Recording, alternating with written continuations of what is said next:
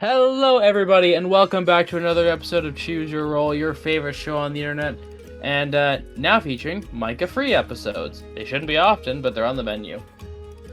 I am your DM extraordinaire, AJ, and tonight we will continue to explore the town of Lormont and all the quests therefore in. We shall start with our usual introductions. Hello everyone, I'm Odin. I play Raphael Laurent, the human fighter. That's all I got for this week. Hello everyone, I'm Pebbles. I play Sylvie, the Gexy Bard. You can find me at Pebblefriend on Blue Sky, where I do the art for the podcast Soul Operator. Hi everyone. Usually Micah would be in this spot, but today it's me. I'm Toma. I play Lowell the Garul Herald. That's about all I got going on today. Well, usually it'd be Toma in the spot, but it's today me, Selkis. I'm going to be playing Einar the Barbarian. Man, these are so much sweeter and shorter now. And we're going to put Broden back in that spot so he can do the recap. Indeed. Alright. I decided to try to do it in a sort of style as last one that we did. So this is Raphael's perspective. Let's see, it has been a few days since we left GreenBrooke for the town of Lormont. It feels strange to be back on the road again. I wish to finally have a place to settle down once I arrived in GreenBrooke, but my job and my past seems to keep me ever on the move. Not that I'm not happy to find and destroy the villains who attacked the town, but still I have been on the road longer than I have stayed anywhere else. Either way, for a moment, I thought this trip would be my last. Suddenly, I had a bandit's dagger stabbed into my side. I fell immediately, just to be saved by a group of armed soldiers who, to my good fortune, thanks to Donia, were being led by a young nobleman named Nestor Dormont. The young lord was kind enough to offer an escort back to the town of Lormont, after showing them that we had no connections to the bandits. Upon arriving in the town, as separating from his lordship and his armed men, we made our way to the tavern called the Broken Anvil Tavern, a homey-feeling establishment that had one of, if not the greatest bands that I have ever had the pleasure of hearing. I believe they called themselves the Wild Stallions? After some quick food and a round of drinks on me and a private bath, we all separated into our different rooms for the night. As we awoke in the morning, the group seemed more energetic than usual. Each of us wanted to go to a different spot to collect information. Lucian and Sylvie were heading to some library or maybe a magic school called Earth and Weave Tower. I wanted to look at the horses, so I decided to head over to the local stables and met a wonderful field hand named Francois.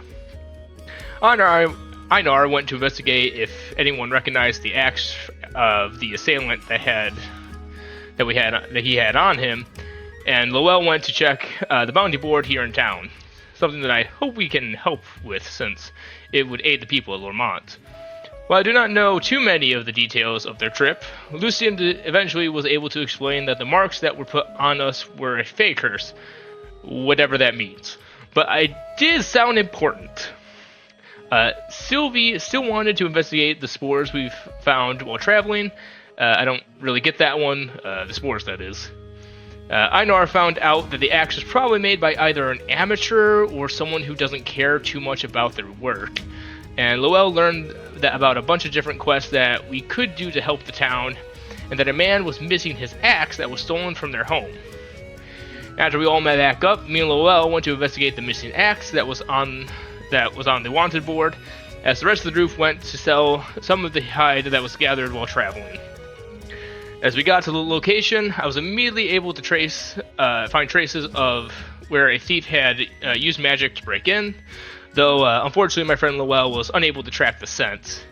Kind of felt bad for them. They have been having a really bad hell of a week, and frankly I'm starting to wonder if he had pissed off a god or maybe another fae. Either way, I tried to comfort them, but quickly realized that this was something they would just need to get through themselves. I'll do as I always do and be there to support them.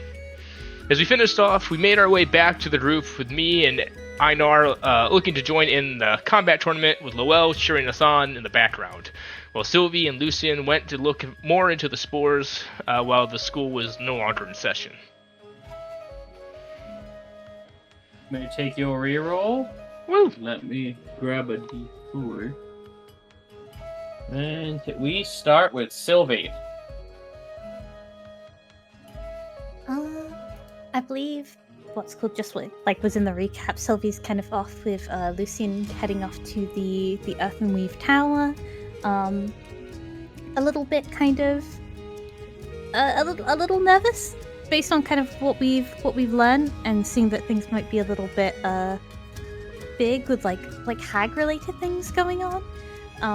But eager to kind of get into some plant information, so she's kind of eager to get over to the Earth and Weave Tower. So as you approach, we're going to skip any potential dialogue because Mike is not here. And you approach this big stone tower completely oozing magic with a large dark oaken door blocking your path. Just kind of knock on it, like little knocks. Give me a strength check. Oh no. Are you too little to be heard? I'm quite little. That's an 11. Alright, so it does take a good 10 minutes for someone to notice. Hello.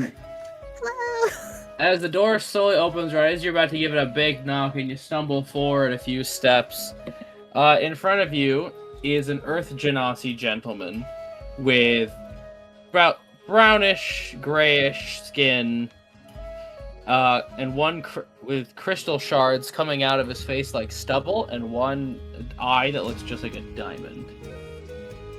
Can I help you? No. I just want to come in. I was told I could come back later to find a quiet place to study. Make a persuasion check, or if you want to draw charisma, you can try. I'd love to do a persuasion check.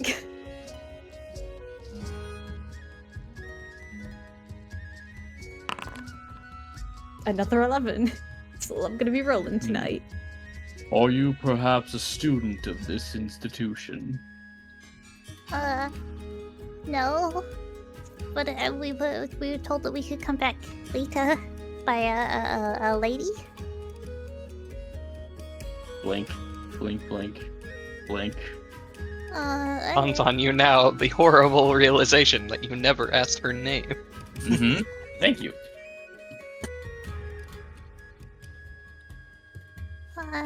Could I... Is it a no? Unfortunately, without knowing who you spoke to, I am unable to confirm this. It would be a great security risk to our academy. Okay, bye. Good day. The door is shut. So we just kind of lingers outside the door for a bit, man. Before kind of I'm gonna try and scurry back to where my friend said they were gonna be, over by these fighting pits. Okay, I guess we cut to the gentleman. Okay, so we just sign up. Where do we sign up? I just sort of walked up and. Yes. Oh, It alright. doesn't take Einar's good human eyes to see a small, essentially ticket booth-looking building. Oh. He'll walk right up. Hello! Scrambling up, you see a very small Loxodon person, not much bigger than Sylvie, with a very flashy vest, and she just, can I help you? Alright, my name's Raphael. I'm looking to sign up for the tournament. You're gonna book a fight for tonight. Okay. Yep. You have any reports of professional fighting in other establishments? Well, I don't think it'd be A record professional. we can use? I don't think I've been in a professional thing. I am a guard from another town, but there was a small fight thing at the last festival. I Well, didn't you win. Well, actually, for your sake, we can't. Luckily for you, we can't put that on your record. But you'll have to fight some of our lower level fighters for this one.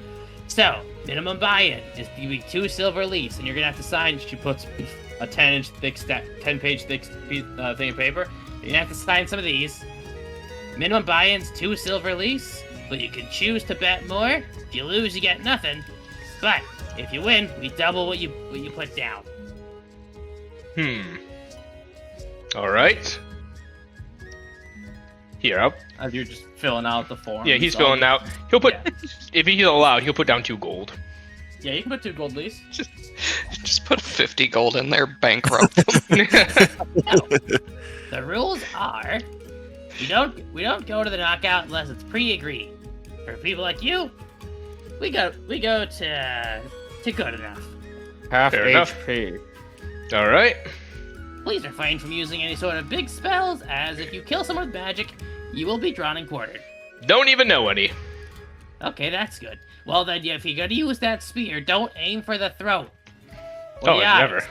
Fair enough. Or the fun bits. You bleed out there. Wait. Don't maim people, got it.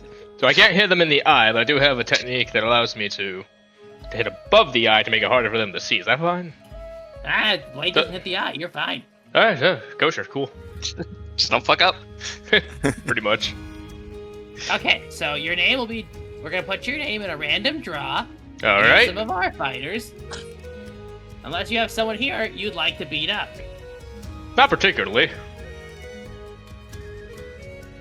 Okay. She basically takes your name on a slip of paper. All right. Next. He'll step aside.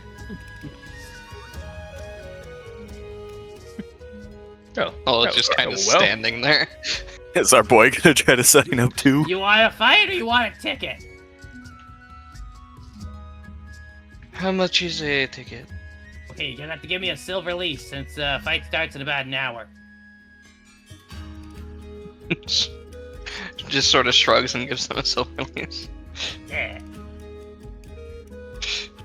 All right, stands are that way. Concession stands a little bit off in the middle distance, and no outside alcohols. That's how they get you. That's where the real money's at. Welcome to just a sports arena. It kind of is, yeah. Mm-hmm. Well, what about you, gentlemen? I think I'll go warm up. Okay. But she's gonna point off in the distance. You see other people training dummies. All right, just go over there. All right. What? Wait. Yes. Is any of your equipment magical in nature? Ha! If only. Okay. I wish. Oh no, your big knife looks real well made. Yeah, it's well made, but I mean, haven't seen any magic in the entire time I've had it, so we'll see. It's got invisibility magic. You couldn't see it. I think I would have noticed by now, with all due respect. Ah, but that's what they all say. You signed up earlier, so you could go warm up, you could do what you want, but your fight's in 10 minutes. Well, no, sorry. Your warm-up's in 10 minutes. Oh, I got a lot going on. She's basically I'll be back chunking soon. different papers. I was about to say, You're all good. I was told the fights don't start for an hour. Yeah, no, she's buried up to her trunk in paper. What was your name? Hold on, let me switch tabs. My name's Juliette Martin. I am respected local businesswoman. Ah. Well, thank you, Juliet. Showing a big shot around here. I'd imagine. You run an entire fight pit. Yeah. Some of the best and strongest people in town work for me. Wow.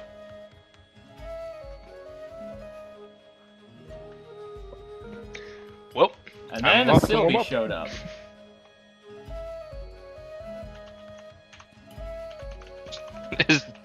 Is Lucian just not with her? Now we're putting Lucian on the shelf for now. Unless you were going to make him sign up for a fight.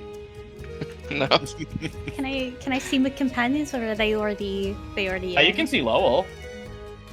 Oh, hi. Lifts his head, looks around a little bit, then looks down. Oh. Hello, Sylvie. Did things not go well at the tower? No, they didn't let me in. Oh, why so ever not? I don't know. They said it was something about like a security issue or something. But like,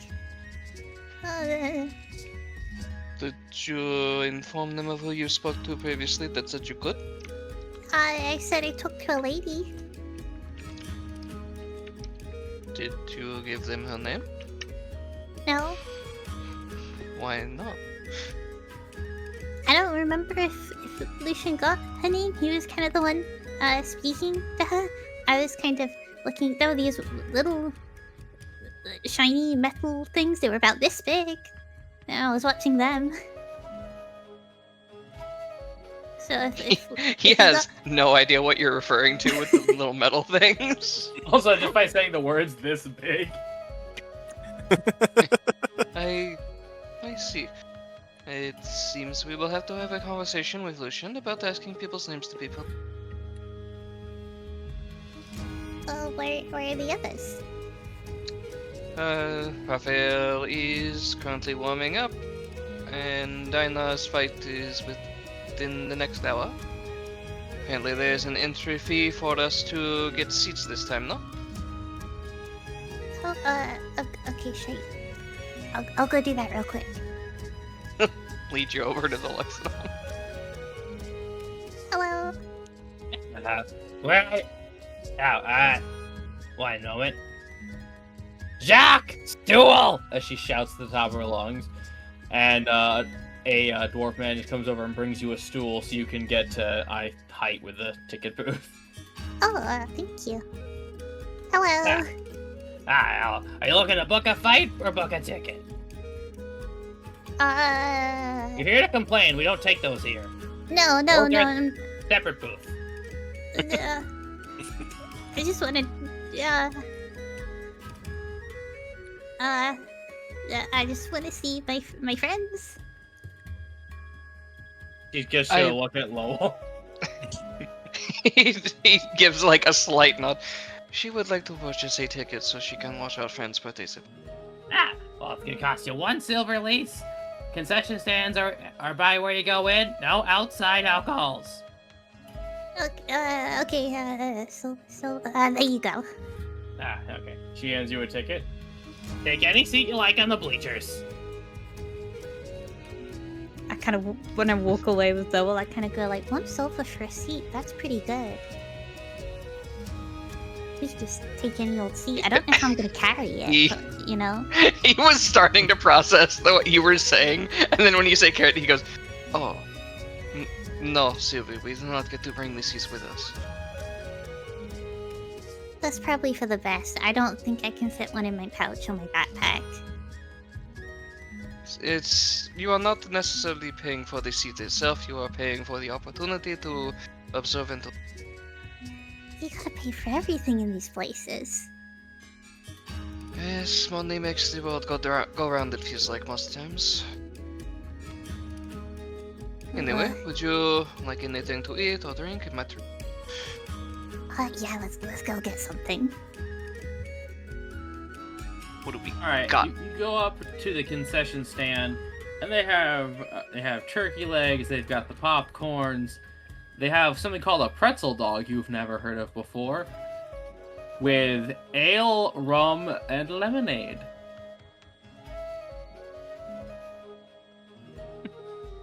Well, it's gonna get the pretzel dog and the rum.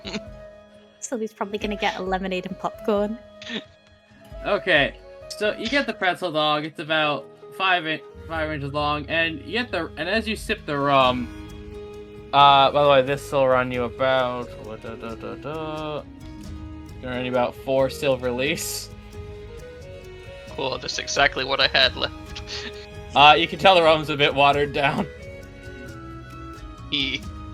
He does take a sip of the rum as we're heading to the seats, and he looks a little disappointed in that. It's gonna cost Sylvie 3 silver leaves for the lemonade and the popcorn. The lemonade and the popcorn is just like extra salty. Oh, I was buying it. Oh. It's fine. I'll fix it. Yep, boop, boop, boop, boop, boop. Your total is gonna be 7. Yep, I fixed it. Okay. Yeah, that's what your popcorn tastes like, Sylvie. She does the, like, have you guys ever seen, like, a cat or something, like, lick a lemon and their faces scrunch up? Like, she does that. Yep, it is extra sour. Oh, The popcorn is sour? No, the lemonade. Oh, okay. I was so confused. Sour popcorn! Sour Patch popcorn. Ugh. That's out there. Oh, that's an I'll bet it idea is. right there. I'm sure that exists. well, why aren't you in the fight?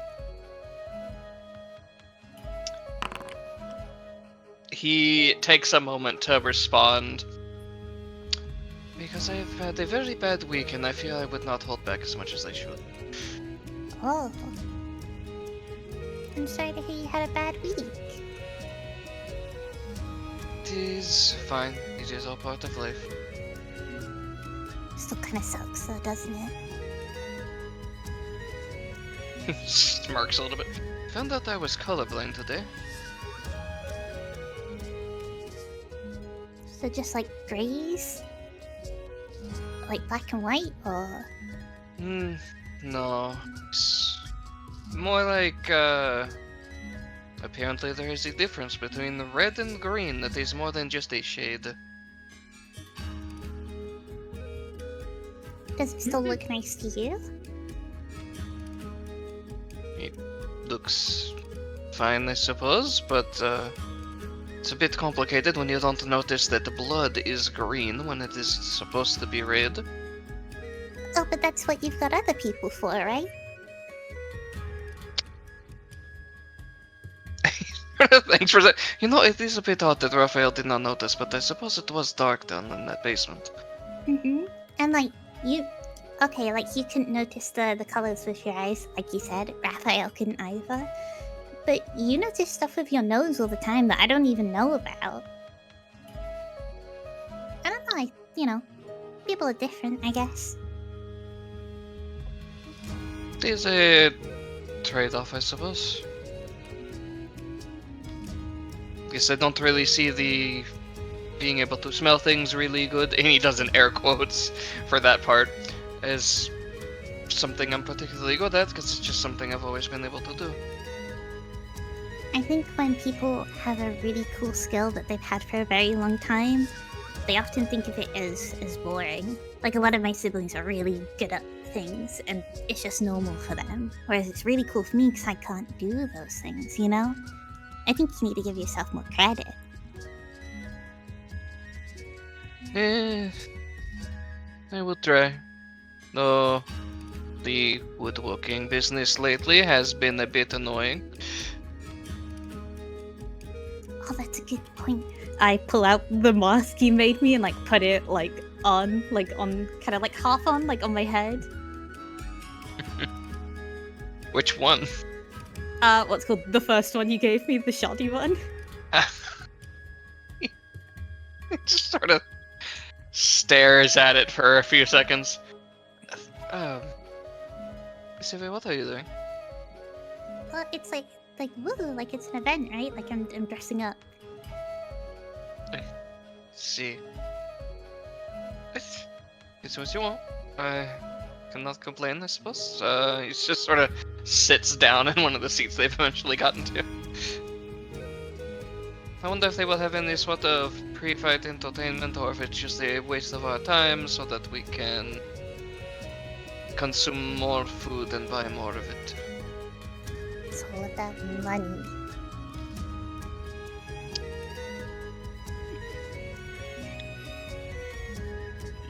Are they just like, do they just have people out there like warming up and training for entertainment? That's not in the no, there's nothing in the arena. I see. Sylvie's hatred of capitalism yet grows. This is gonna be my big character arc. We are gonna cut to Raphael and Just Einar. cut 50 sessions later, Sylvie shouting at the top of their lungs, "Down with the bourgeoisie!" I don't know. That might make Nami subscribe. Raphael is currently doing toe touches. I'm just having a drink of some rum or something from the Okay. concessions. I assume your toes. Yes. Okay. But Don't be weird, Raphael. Chasing Einar. Get back here. it just goes around to the other competitors. Oh, that's nice. That's how he wins. He gets in their head ahead of the game. Yeah. Einar, it's 2 silver at least for a watered down rum. That's better than fucking nothing. Raphael will afterwards go up to kind of all the competitors and introduce himself, and both want to just kind of be like friendly in the thing of competition, but also he has a natural perception of 18. He's just trying to see if he just naturally sees something. Basically, you're trying to get a lowdown on how they would fight. A little bit, not really looking too much into it. It's just like, Okay.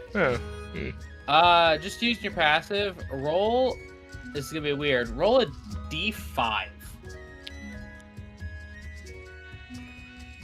It is possible in Foundry. Yeah, should just be able to do like slash R1D5. 5. Yep.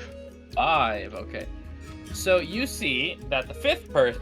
I'll see. Because I got him on a list. The fifth Mhm. person. The fifth person uses a great sword. He has flashbacks when he just got absolutely demolished by Einar the first time. He goes, "Ooh, I don't want to look out for that." Mm-hmm. Yikes.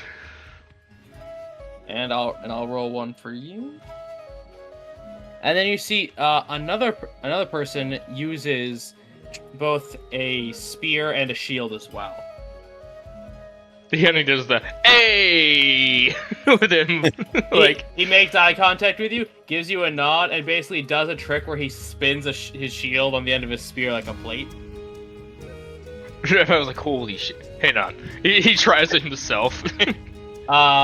Sleight of hand. If you're not already proficient, add your proficiency. Okay.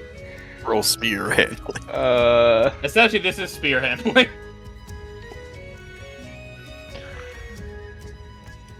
Okay. 15? Yeah, you're able to do it actually.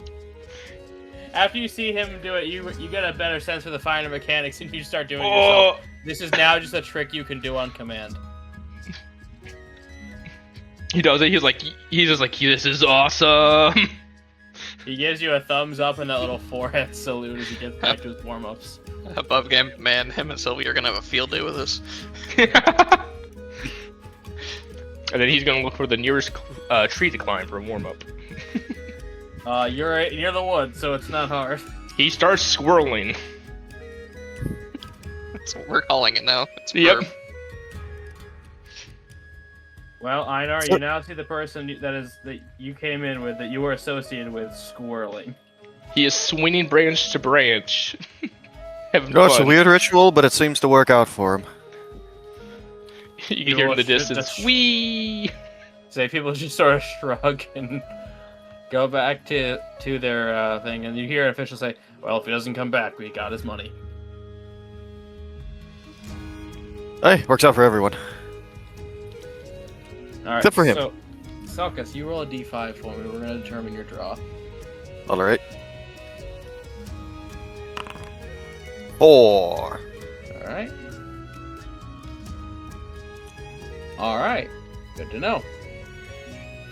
You too, Broden. This is an above game. A D5 too. Yep, we're gonna determine your draw. 5. All right. So yeah, it looks like you are going up against that great sworder.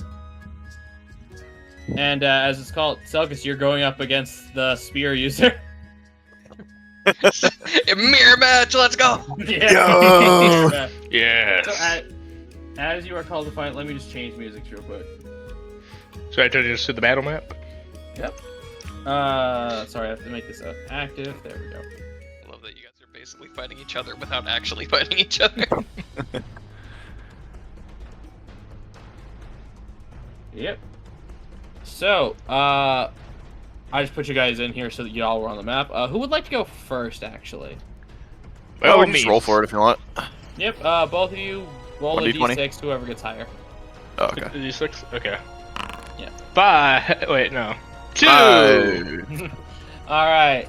So, the announcer comes in and says, "Welcome, good citizens of Lormont, travelers passing through. Welcome to the Iron Cage, the bloodiest and most brutal challenge this side of the Great Rivers. First up, we have..." He's just gonna hand you the microphone. "I don't know you, introduce yourself." To you. Well, I am Einar, mercenary extraordinaire, hailing all the way from the Westlands. Here to fight for gold, entertainment, and fame, and... well, just because I feel like it tonight. Woo, go Einar! Actually, I'm gonna put Raphael in the stands. Hey, guys. And over here, hailing here from Lormont, we have Luis. Some say this man of the woods is the mightiest warrior there is. God damn it. Ah! Someone gets me! Alright. Now remember, gentlemen, this is not a fight to the knockout, but if it goes that way, you will not be penalized. However, this will never be a fight to the death. Outside restorative items are not permitted. Any high-level magics above the 3rd tier are also not permitted. So, with that, begin! As roll the magic eye word. Indeed. On 19. I did worse. Poor guy. I see that. Well, What species is alright. this man? Dog, wow, hold on, Tom, let no me way to spin bring a race wheel. to it. Goblin. Luis, the Castor Warrior. The goblin. Goblin of the woods. Oh, what is your Yep, wisdom? So, Einar, it is yours to begin. Alright, and is going to begin. He has seen this fight before, rather recently, so he's going to stance himself up. We're going to activate Rage. Alright. And then moving in rather quickly while maintaining his stance, he's going to come in and try to give a slash, kind of in an awkward angle, to the guy to try to get past the shield. Let's see if that. I'm trying to remember it. There we go. For a 15. Alright, sorry, I had to pull his sheet up. That does hit. For 8 slash. Damage, as, yeah, you just come across him pretty hard. We just do some simple subtraction. There we go. As, yeah, just buffles him out. Do you want to do anything for a bonus action? The bonus action was Rage. Okay. And let me... Sorry about that. Yep, no, you're good. As I am going to attempt... okay, this guy doesn't have them. I'm gonna do something funny. Okay. I want your sword. I'd rather you didn't. Let me just make sure I remember what this maneuver does. Okay, it does let you choose, that's why. I want that sword. Make me a strength or dex save of your choice. Okay. Wait, with advantage. Yep. You are larger. And you do have 2 hands on it. 2 hands, Rage. We have 3 different types of advantage here, AJ. Let's just add all those. For a natural 20. 25. Give me that sword. No. Oh, that's mine. Alright, as he tries to just kind of disarm you with it, that is a failure on his turn. And I forget, bro, did we count the maneuvers as attacking with the spear? Yes, it does. Okay, I do want to, Because it takes your attack action. Mhm. Yep, And they do deal some damage, so. I'm gonna do the one that's raise AC. I don't know why that was shield sacrifice. No, ignore it. Yeah. Ignore it. We're just raising the AC with the shield. Okay. All right. And that is your go. Okay, in that case, we're going to go ahead and spend 1 point of exertion to activate Heavy Stance as Einar shifts to go wide here, which is going to... in. Yeah, we double lock in, AJ. We stance and then we stance again. As this will give me an expertise die on athletics checks that use strength, and an expertise die on saving throws made to resist combat maneuvers.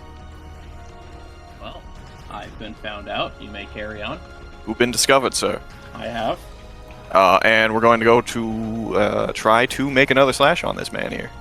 All right. As your sword comes down, For 11. he is able to, as he sees you locking in, he realized his normal strategy of disarm and be clever didn't work.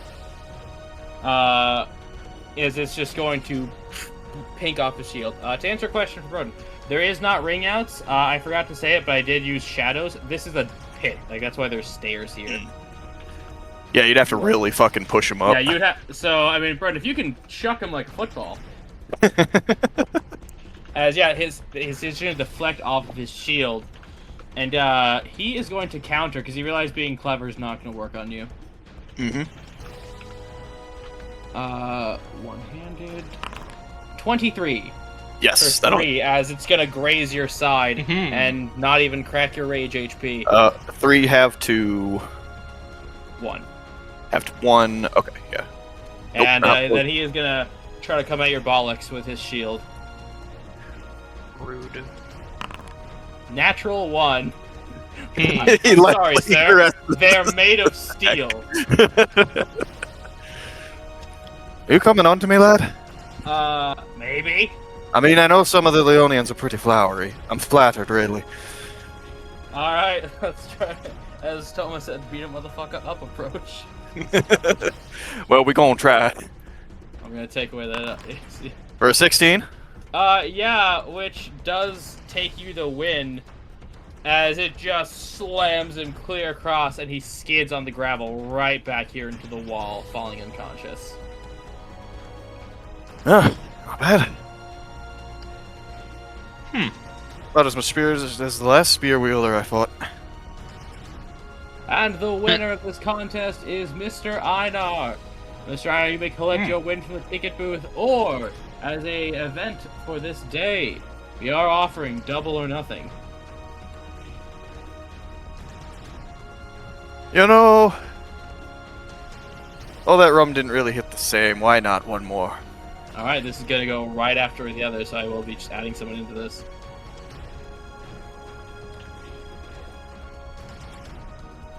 Yay! As entering the arena, oh, their name thing didn't save. Is a tiefling man, red with 1 broken off horns, large forearms and biceps, wrapped in bandages. You know, there's something familiar about you. I just can't quite place it. Actually, hold on, let me pull up a spreadsheet. I was gonna say, AJ, this is a reference to the fact that he saw Peleus and Dahlia get off the boat back in Reckongar. Oh, did he? Yeah, that remember I don't know, it was a one-off thing. Yeah. It might be, well, I'm just saying, it might be Tiango the Red Death. Yeah, that's who I was thinking was Django. Django the Red Death, Django. I'm sorry, I'm just trying to figure out the name of something. Ow! What, you've never been to the Andor Baron, eh, before? Can't say I ever have. Well, let me show you how they like to say hello. Oh. He gets a 20. Alright, am I re-rolling new initiative? Nope, you stick with your 19. Okay, gotcha. He is going to spend a Moxie point. Oh no, he has those. For the old one, too.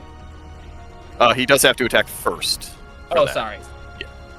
Oh. Not that it's going to change much of what he does Yeah. with this action, I assume. Order of but- operations. Are you just fighting yourself? I don't know, maybe. This was a roll of a die. As he's going to try to get you across the jaw. 19 for rounding to 2 for you. And he's going to do 2 more, as this one comes square to your stomach. 16? We will try to parry that. That's fine. For 3, that'll parry. So we won't Alright, take now, that one. was that for your one attack or for the rest of the turn? That is for the 1 attack, Okay. I believe. And then I guess that one goes, so now he's gonna try to give you a leg kick. I'm rolling brass knuckles, but it's the same. Yeah, it's all unarmed. I get it. 24 for 6 going to 3. It's just gonna kick you square in the leg.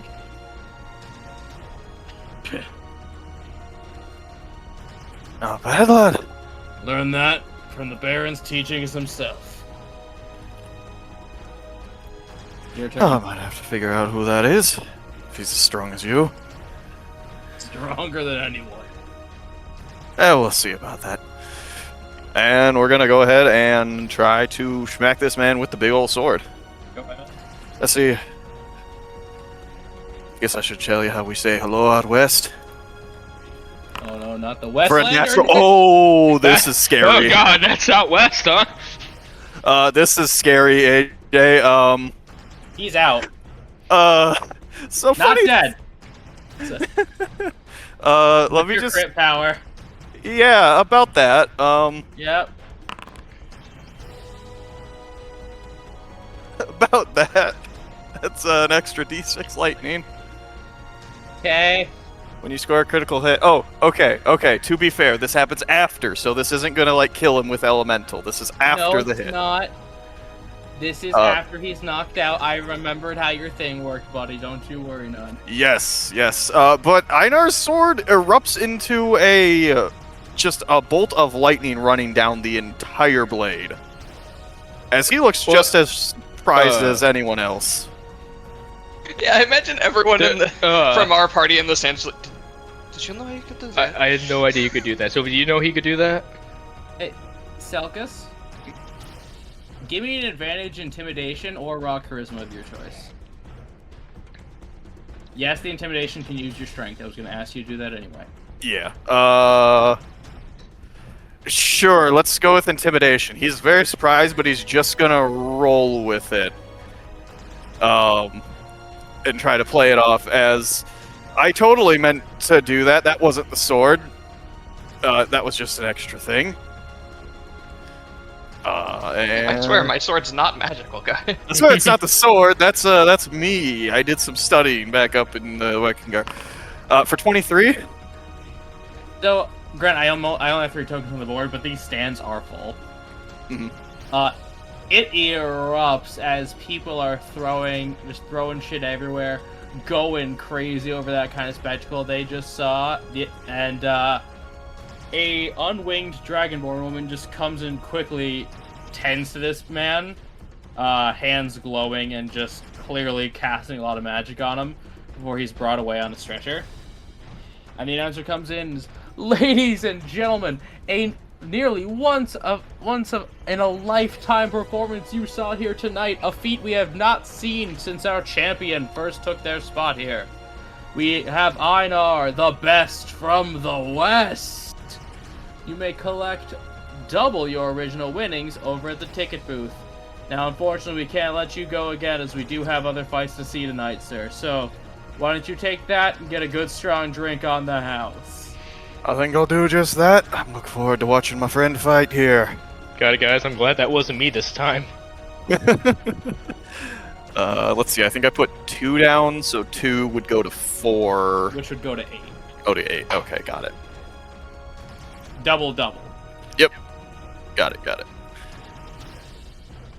I'll go join the other 2 up in the stands after a little bit. Yep, so we're gonna let you talk to them while Raphael's getting psyched. Now, we're gonna want you to know that you can win. You feel great. And you can do this. Woo! Lol, I'm gonna be entirely honest, that's never happened before. Yes, it looked rather surprising to you as much as anyone else there for a moment until you acted like it wasn't. What was that? Honestly, I got no idea. The sword's special both to me and to the clan, but I mean, if we've never seen it do something like that. Wait. I'm just glad it Sort of didn't things happen when I hit the ladder. Yeah, he just sort of thinks for a second. It does not appear that you know it was possibly magical, so we're just going to act like it wasn't. I know it's a master-crafted weapon. I know it's made out of the fang of one of them big old armored bears from long ago. I didn't think it could do that. You say that, and he stares at your sword. A fang of a bear. Aye, one of the pups. I forgot I made him size 2. You then add one of the pups, and he just. I'm sorry, what? Aye, yeah. The mother had died of old age, apparently. Or something. Because she left the thing out there alone. Thing was half starved when the whole clan took it down, and still took down about 7 men. Of course, that was about a century ago. Your people just leave with these things. I mean, they mostly try to avoid them, especially the fully grown ones. Well, looks like he never wants to go to weddings. How does Sylvie feel with all this? Sometimes she forgets who she's traveling with and gets kind of stark reminders. God damn, mine are just took down my strongest guy in one. AJ, I had like a vision of this happening. I knew when I picked that critical thing. I knew it was going to happen. I'm just glad I didn't kill a guy. Yeah. Yeah, that was close. Drawn and quartered. Yeah, that would have been rough. We'd had to have been asking for a lot of favors to hope that you didn't get hung for that.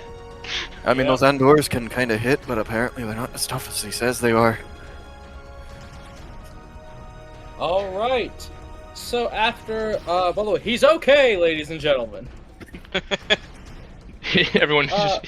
Oh, thank God. Everyone just gets like a slow clap into a few cheers. Yeah. Hey, you never want to see one of your favorite fighters down to the count. I think it was more just everyone being at least that from our group, it was people being concerned about what the hell just happened. But everyone else is probably cheering. It's all part of the show, ladies and gentlemen. All just as planned. All right. So walking out is the same announcer again.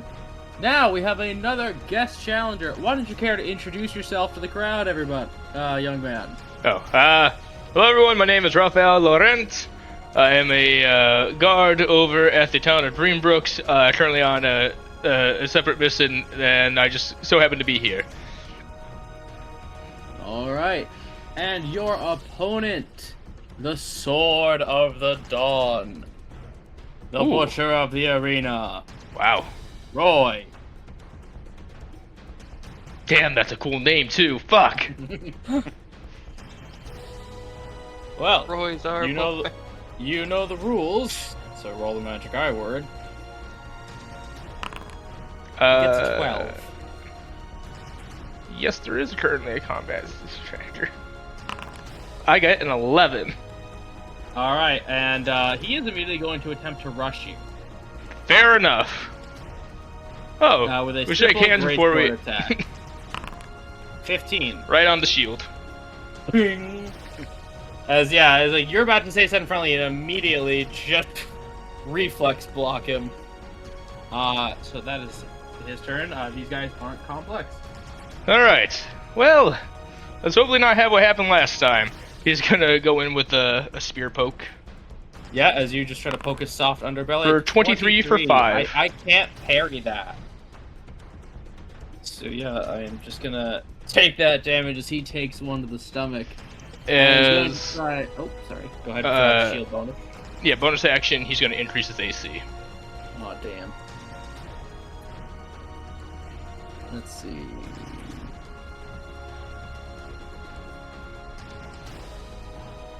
Dang, I forgot. That's excessively specific. I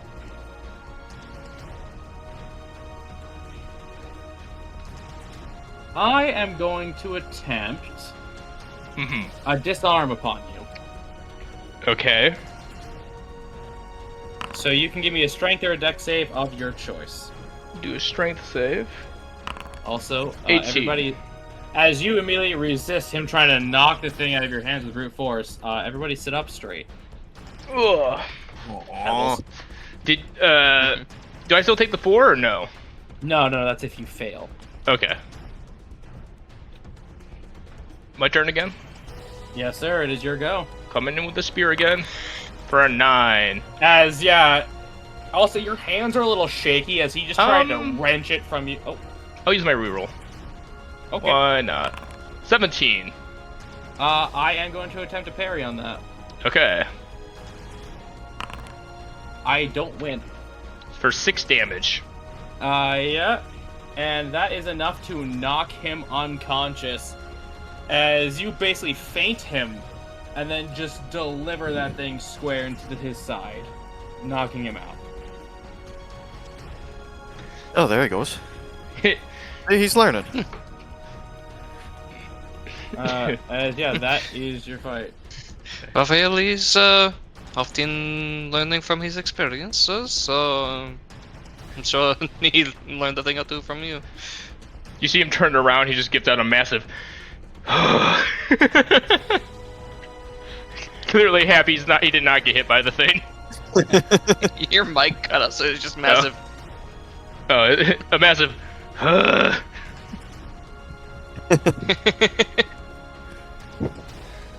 Alright. Well, does clap in here a bit. No longer got his food in his hands. As given the roster, they didn't expect that to go that quick with Einar. They do not offer you that double or nothing. I feel cheated, but okay. They expected a longer. They gotta fill time here. I guess he'll go and collect his money. Yep. Wouldn't you double do or nothing collect. fill more time? Yeah, they like to have multiple, show off all their fighters. If they did now, they'd have one person who just doesn't get to work today, and these are these people's jobs. Well, I made money. That's all I care for. Nothing Yes, really wrong. you did quite well. Thank you. Hey, you learned well. I had to. I really didn't want to get hit again like he did to the one guy, and then like he did to me last time. They have a very big thing of just absolutely one-shotting people. Hey, it's my preferred method. It They're makes it pulling so quick. much of a threat if they're dead. Yeah. A little grim, but yeah. Well, you know, in a war you gotta do what you gotta do. So I'm confused. Do we fight again, or is that it for us? Oh, that's it for us. Now we can just sit back and enjoy the show and some watered down rum. Oh, cool. So, here I'm gonna show you guys what's left. Left is the main event. With the crowd cheering, they are doing another 3-on-1. Damn. Yeah, you see the champion step into the arena. As they have both a warhammer at their side and a rapier. And they are in, let me get their sheet. They are in a perfect steel breastplate. As before them stands a man with double daggers, a woman with a wand and a knife, and a man with a great club. As the fight begins, the battle mage conjures a metal sword as the knifeman tries to go from behind. They are all quickly taken out, but in the charge, as the champion just spins with their hammer, arcing with ice throughout the air, causing frostbite on the faces of everyone they strike down. And right within a flash, drops the hammer and the shield, pulls out a jagged lightning bolt-looking rapier, and completely overwhelms the great club wielder with static sparking in the air.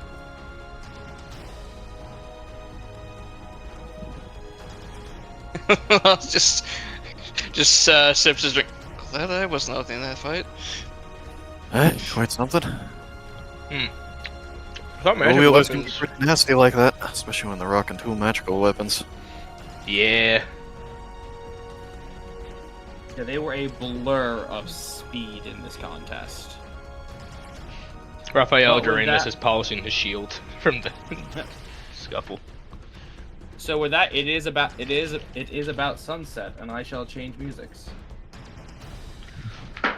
Huh. Well, that went well. Yeah, so both won your bouts and made some money in the intro. I kind of wish I could have gotten that double for nothing too, but oh well. 4 gold is 4 gold. Yeah, that's quite the deal. I would have known. Something. Oh, sorry. Hmm? I was No, gonna it's say, like, yeah, I was just agreeing with you. It's something. if I would have known that the match would have gone the way it was, I would have betted a bit more. Oh well, hindsight It's 2020.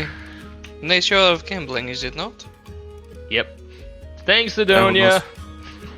Maybe if you had bet a little too much, maybe they would have tried to talk you into fighting that champion. No, I'm sure they would have. I'm not sure I would though. You'd be a wise man for that. Oh. Someone doesn't exactly become a champion in a pit like that without being a talented fighter or having some kind of advantage. True. Be it the I don't home think I've field ever- or all those fancy weapons they were having. I don't think Yeah. I've ever seen anyone move quite like that. I've seen a couple. Well, he was above my pay grade. Not one I'd want to tangle with. Just sort of chuckles to Rafa. So you imagine if we were tasked to bring him in? No, actually, I'd rather Yeah. not think about that. Yeah, so Lowell, Raphael, if you had to look, they were on par with, if not stronger than your guys' captain, Mm-hmm. and looked to have actually about the same power level as Sir Therine. Well, Would have been the guards versus the adventurers, but we're the guards. Just me, that's level 5. I'm not sure what else you guys had planned for tonight. I know that I did promise a certain Francisco, or Francois, that I would meet him to listen to the Wild Stallions back at the inn. Speaking of which, I actually want to go around and see if anyone else is interested in good music. He's pretty much going to do what he Like did a- with Sylvie, promote the band. Okay, Raphael, roll charisma with advantage. I feel like it doesn't take much to sell them. 19! You get a crowd. Alright, should I do roleplay stream, by the way? Yes, please. Alright. Yeah, no, you get a whole ass crowd on this. So you stand at the top of the bleachers and say, "Everybody, the Wild Stallions are playing at the Broken Anvil," and it's just a roar of "Woo!" He just goes, "Come on!" He just leads this crowd to the. Yeah, you essentially are leading a mob, He walks and you into the fill the broken. tavern to capacity. He walks into the broken anvil. I hope you're ready to pour some drinks and get up them fryers, cause we got some hungry people. Oh, have it. Oh no. Rev up those prices. Imagine, like, Lowell just looks to Einar and Sylvie. Well, Ian is going to be crowded tonight. Sounds like Oh, it. yeah. This is now a rock bar, a live music venue on a crowded night. As let me roll for the Wild Stallion. To be fair, he just made that tavern bank. Oh yeah. On the die, natural 19. They're doing Nice. great. Yeah. As food and alcohol are just flowing in this place. Sylvie, if you're here, there are so many tall people just sort of stepping all around. I think Sylvie's probably gonna take follows the group and kind of goes in and then kind of spends about 5 minutes, and it's loud, it's busy, nearly gets stepped on. It's like, I might take a ring check and come back when it's a bit quieter. I think I'm a head out. Are you sure? The music is quite good. It's really good. It's really loud. I might do some foraging. Do you need assistance? should be okay. You enjoy yourself. Like you said, the music's good. Insight. If you'll let me. Yeah. No. You are always allowed to say that. Yeah, That's you're the allowed to say no. Go. 6. Continuing the streak.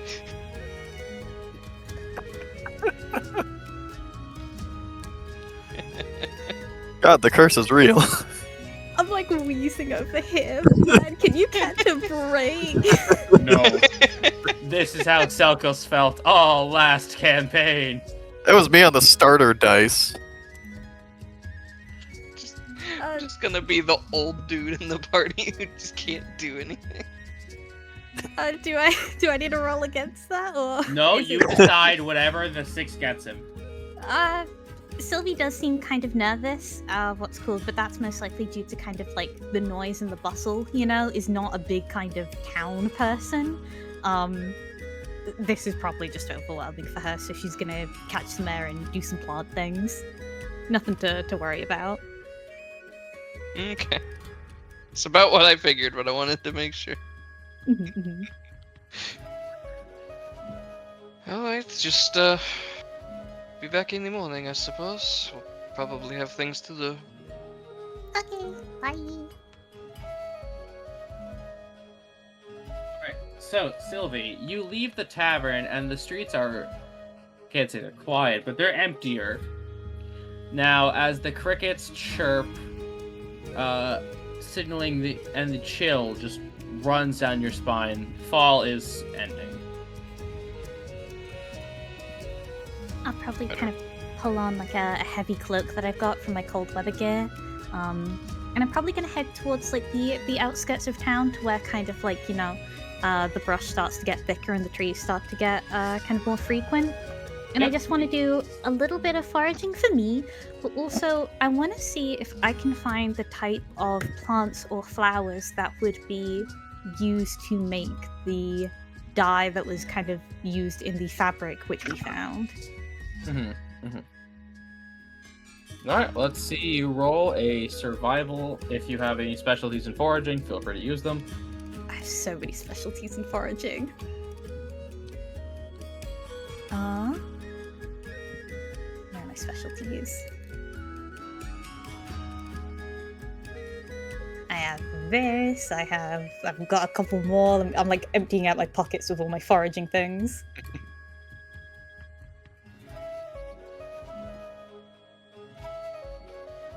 I've got this one. You have so expert forager, that is not going to be applicable here. That's okay.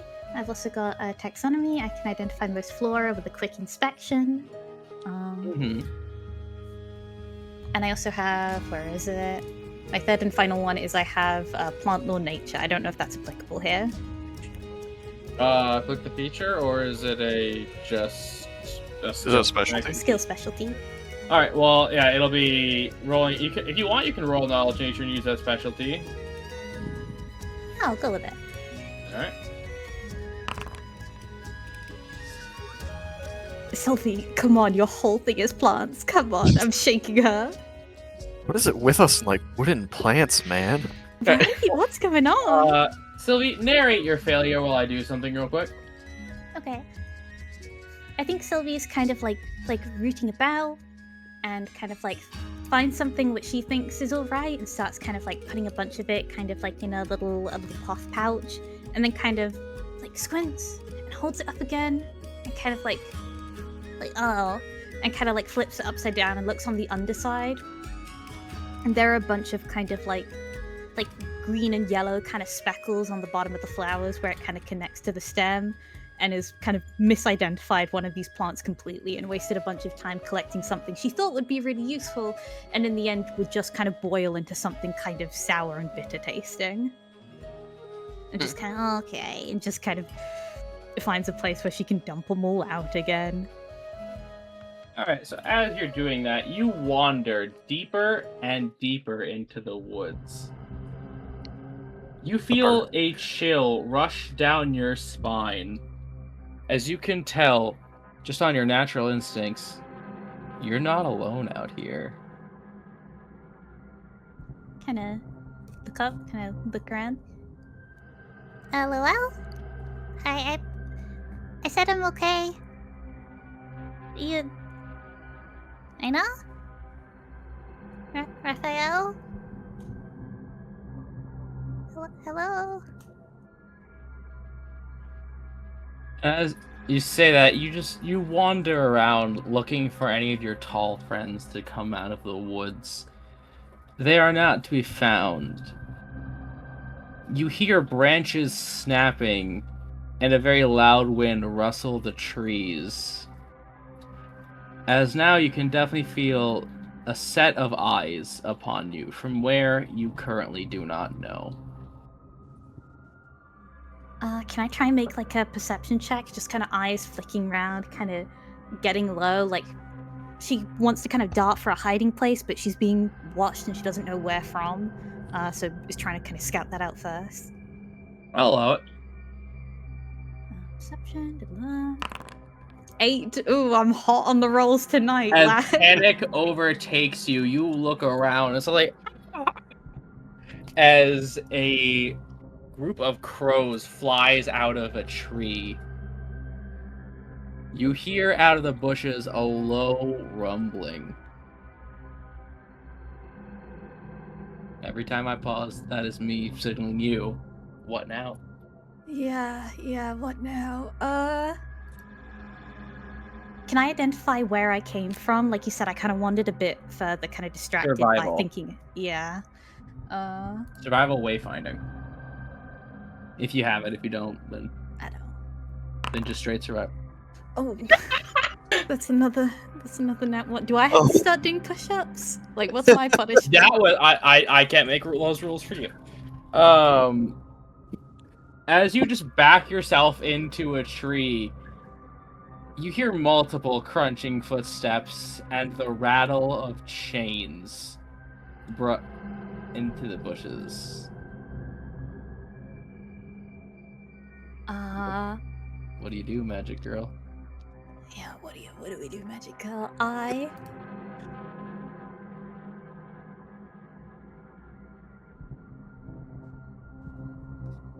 don't know where I am.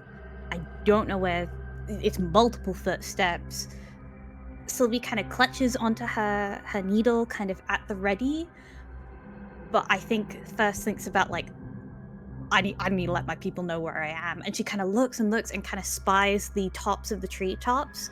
Mhm. And I'm going to cast fairy fire on them to try and light up the Oh! tops of the treetops in this kind of like, Good idea. I think probably light pink color. Just whoosh, kind of As way you up there.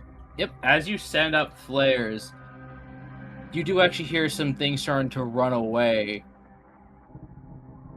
But you can't help shaking the feeling that you are still watched and you are not alone.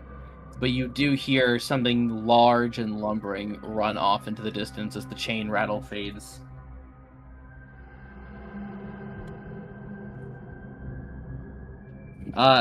So, which of you schmoes would not be busy partying?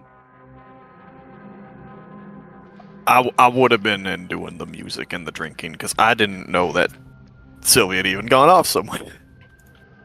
I think I Raphael would probably be at least hanging out around the building, but outside of it, just listening from outside. Raphael is probably going around introducing himself to people and just kind of getting along with the crowd. Oh, sorry, Toma, can you repeat yourself? Loa would be hanging out around the building, but just outside of it, listening from out there, because he also feels like that's maybe too many people right next to him. Alright, so I'll say you are able to see that pink flare sort of shoot up into the sky and glow in the forest. Sylvie, what are your languages? You're scaring me. Like just Leonian. Just Leonian. You only speak Leonian. Yep. Good to know. So you do hear some people talking. Would you like to roll stealth or climb a tree? I think I'm gonna go with stealth. I think like I'm trying to kind of like see if there's like a kind of like hollow or kind of like almost like a fox's den, right? That I can scrabble into, kind of deep in the well, you know, as deep in the earth as I can get. Let me roll that stealth. 21. Much better. As you are able to find a foxhole as you hear footsteps, people speaking in a language you don't quite understand. It is guttural, it is scratchy. But as they seem to go away, Lowell, would you have run towards those flares? Well, first thing he'd do is he'd poke his head in and see if he could see Einar or Raphael immediately. I'll say you see them partying. Yeah, it would not be hard to find Raphael. I say one of them we're not glows being in the dark. subtle. No, we're not like brooding in the corner somewhere while the music plays. Raphael may as well glow in the sun. Yeah. He would try and get whoever is closer's attention real quick. Hey, I would say Einar. Yeah, Raphael's off probably. introducing himself to yet another person for the You night. you pretty much just have to yell for Raphael and he'd be right over. Einar, Well, what's going on? Sylvia sent up a flare in the force. I'm going to check it. Huh? Alright, I better come with you then. I suppose, you would know she can do this, so I'll let that pass. I might check. Wait, why'd she set off a flare? Where'd she go? What happened? So no, and he starts running. Oh, I gotta ask, biped running or quadruped running? So he started off running, but as this flare starts to fade, he does sort of drop to all fours, and he does spend his ability to shift because he's faster that way. Yep, with the cracking of bones and the shifting of muscles, Einar, your companion, grunts through the pain as he becomes a wolf. And as you're just sprinting through the forest, I will say you are easily able to pick up on her scent in this form. Sylvie, perception check for me, because you do not have a clear sight picture. 10. Beautiful. As sniffing around your foxhole is this large, dark wolf. You have no idea that is Lowell. I think Do we see anything else in the area? In the immediate area, no, you do not. I'll also say you're kind of hyper-focused on getting Sylvie. she kind of like scurries back, but there's not kind of a lot of room, and just kind of like awkwardly like pulls kind of like the needle, and it's just kind of like not sticking out of the foxhole, but kind of like if you were to come in, you know, it's in the way between you and me. Yeah, so Lowell, you do see the sheen of needles sparkle in the moonlight. And I'll say that's when Einar catches up, because, sorry Einar, he does just have better... oh yeah, he is just faster. For now. Oh, where'd you go? Oh. He probably give you a bit of like a grumbly bark, and then points at the hole and lays down looking into it. Oh, you think she's in there? Yeah, Sylvie, you are able to hear Einar's voice. Einar? Lily, is that you? What are you doing out here? Einar, there's a wolf. That's Lowell. Come on, you've seen him do that before. Yeah. You. She does kind of come out still a bit kind of cautiously, kind of on all fours, kind of nervous and kind of a little shaky. Are they gone? Who gone? I don't know. I was foraging, and then I heard like a crack. I felt like someone was watching me, and I got nervous, so I made lights appear, and I heard chains and people talking in like a deep kind of. I didn't understand it. Well, seeing how nervous you are, just sort of like presses his forehead against you. She kind of jumps a little, and then kind of like flops down and kind of wraps her arms around you and buries her head in your fluff. Hey, look, we didn't see anyone like that around here, so probably not a problem for you now. Come on, let's get you back into the city. So sorry about this. Look, I'm just happy you're safe, alright? Let's get you back in there, get you a nice meal, maybe something to drink. It'll all be better soon, alright? Okay. Now I gotta ask, this is more for the sake of movement speeds. Sylvie, do you walk or do you ride on the wolf? Oh my gosh, if I can. Majestic. He is just sort of laying there waiting to see what you do. He is, though, also, because she mentioned other people sniffing around. Roll a sniff? Roll a heck. He has returned. 7. Oh my Yeah, god. you are far too concerned with your friend, Sniff Boy. I'll keep an eye out, at the very least, with my Has human Thomas eyes, succeeded AJ. any rolls while I've been gone? No. Oh. Can I roll a To be sight? fair, Just keep an eye out for things on the yeah. way back? You absolutely can. To be fair, he's I rolled like twice this whole session. Yeah. Okay. I'm gonna try to re-roll that, because I do still have mine from last session, and I haven't used Yeah, it. you did hold on to that. I used my... Didn't do any... 16. We'll add a 1 onto that. Alright, hell yeah. So, using your special human eyes, you are able to see a set of humanoid footprints. Best guess, there's about 4 of them. And two different sets of large, clawed, and pawed, probably canine footprints. Hmm. And Yeah, with so- that, you find yourselves back within the city lights.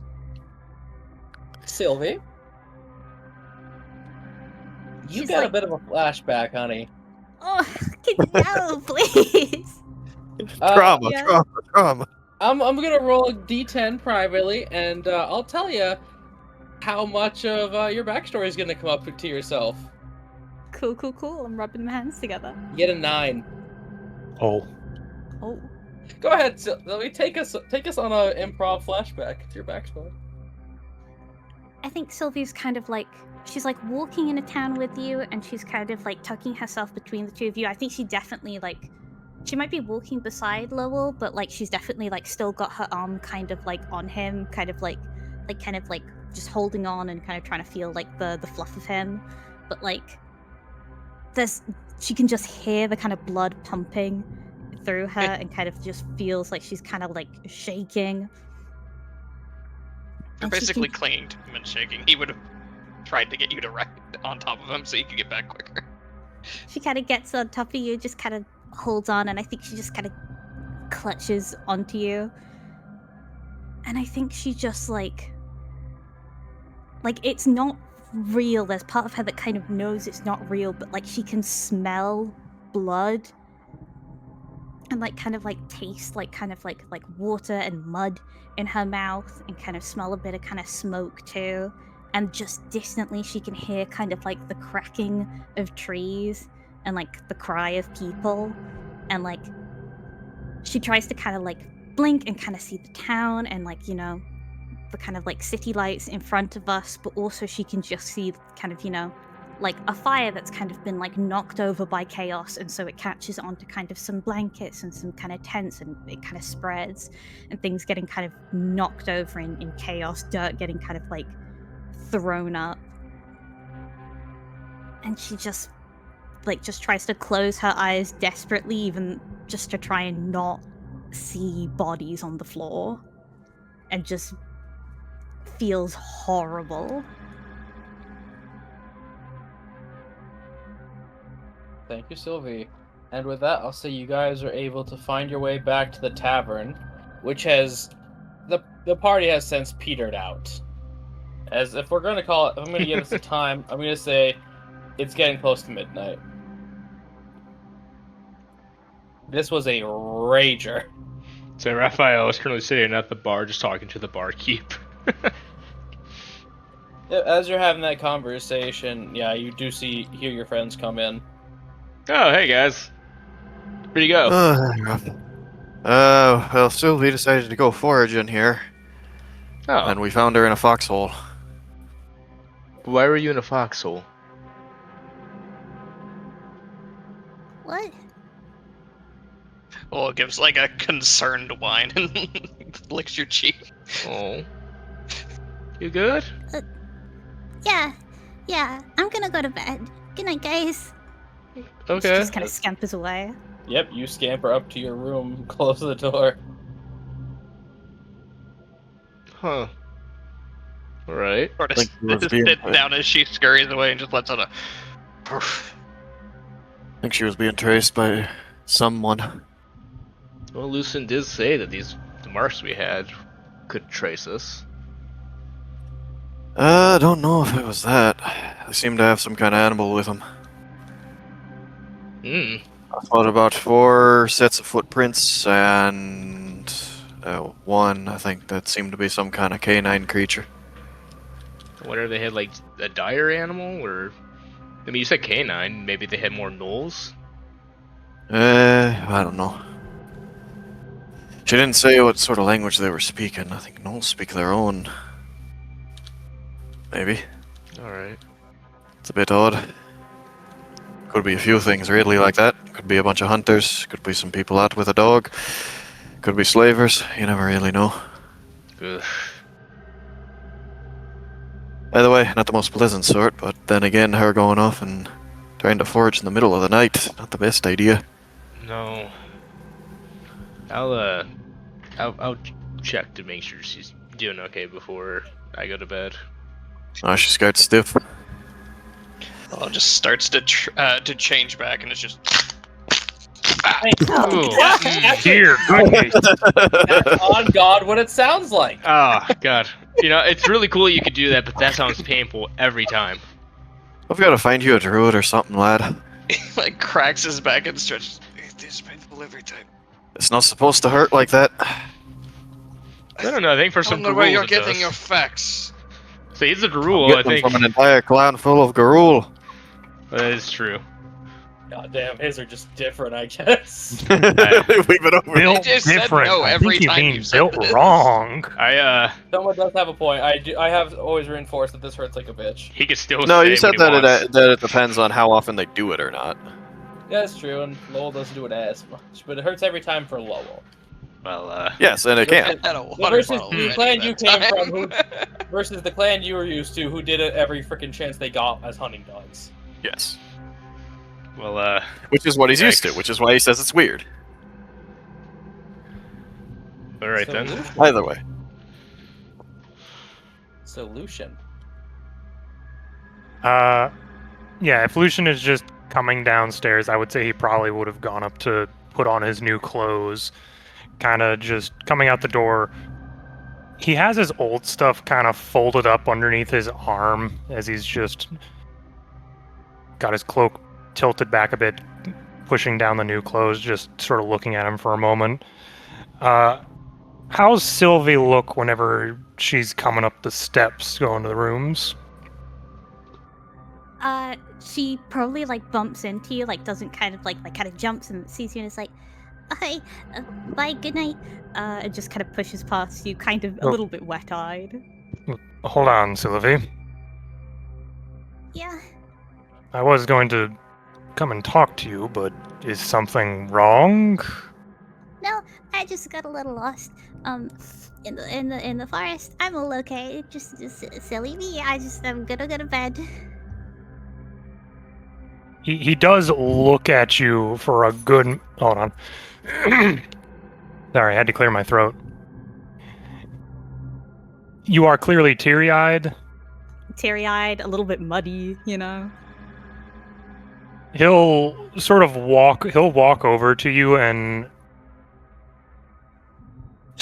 kneel down for a second and kind of look you up and down. Using prestidigitation, he will just clean you up a little bit, including taking out a small handkerchief and sort of wiping your face for a moment. Now, do you actually want to talk about it, or do you just want to go into your room and be alone? I don't know. I just feel really stupid, you know. I can guarantee you I've met plenty of stupid people in my life, and as far as I know so far, kind of looks towards the stairs for a moment, pauses in thinking, none of you are necessarily stupid.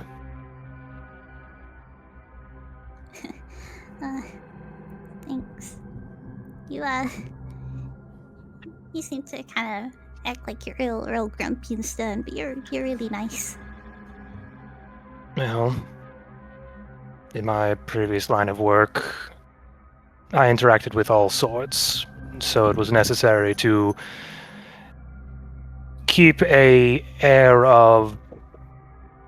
try to think about the right word. An air of being proper no matter who you're interacting with. He sort of looks at the cloak underneath his arms, for his old clothes underneath his arms. How about you help me with a task to get your mind off of it? Okay. I'm just gonna go put down my stuff and then I'll join you. Well, don't put all your stuff down. I have need of your fabric equipment. Okay. And she'll kind of go put down kind of the majority of her stuff in the room, take a moment to like, you know, when you've been like crying or kind of like, you know, and it's like, oh, wash my face, like try and get rid of kind of like the red puffy eyes, but then does like take her sewing kit and things like that and joins.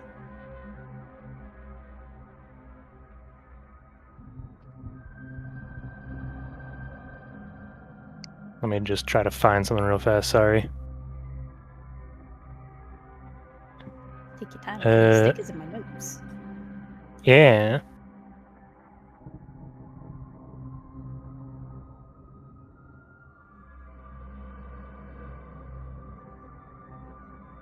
Okay. Okay, I got that.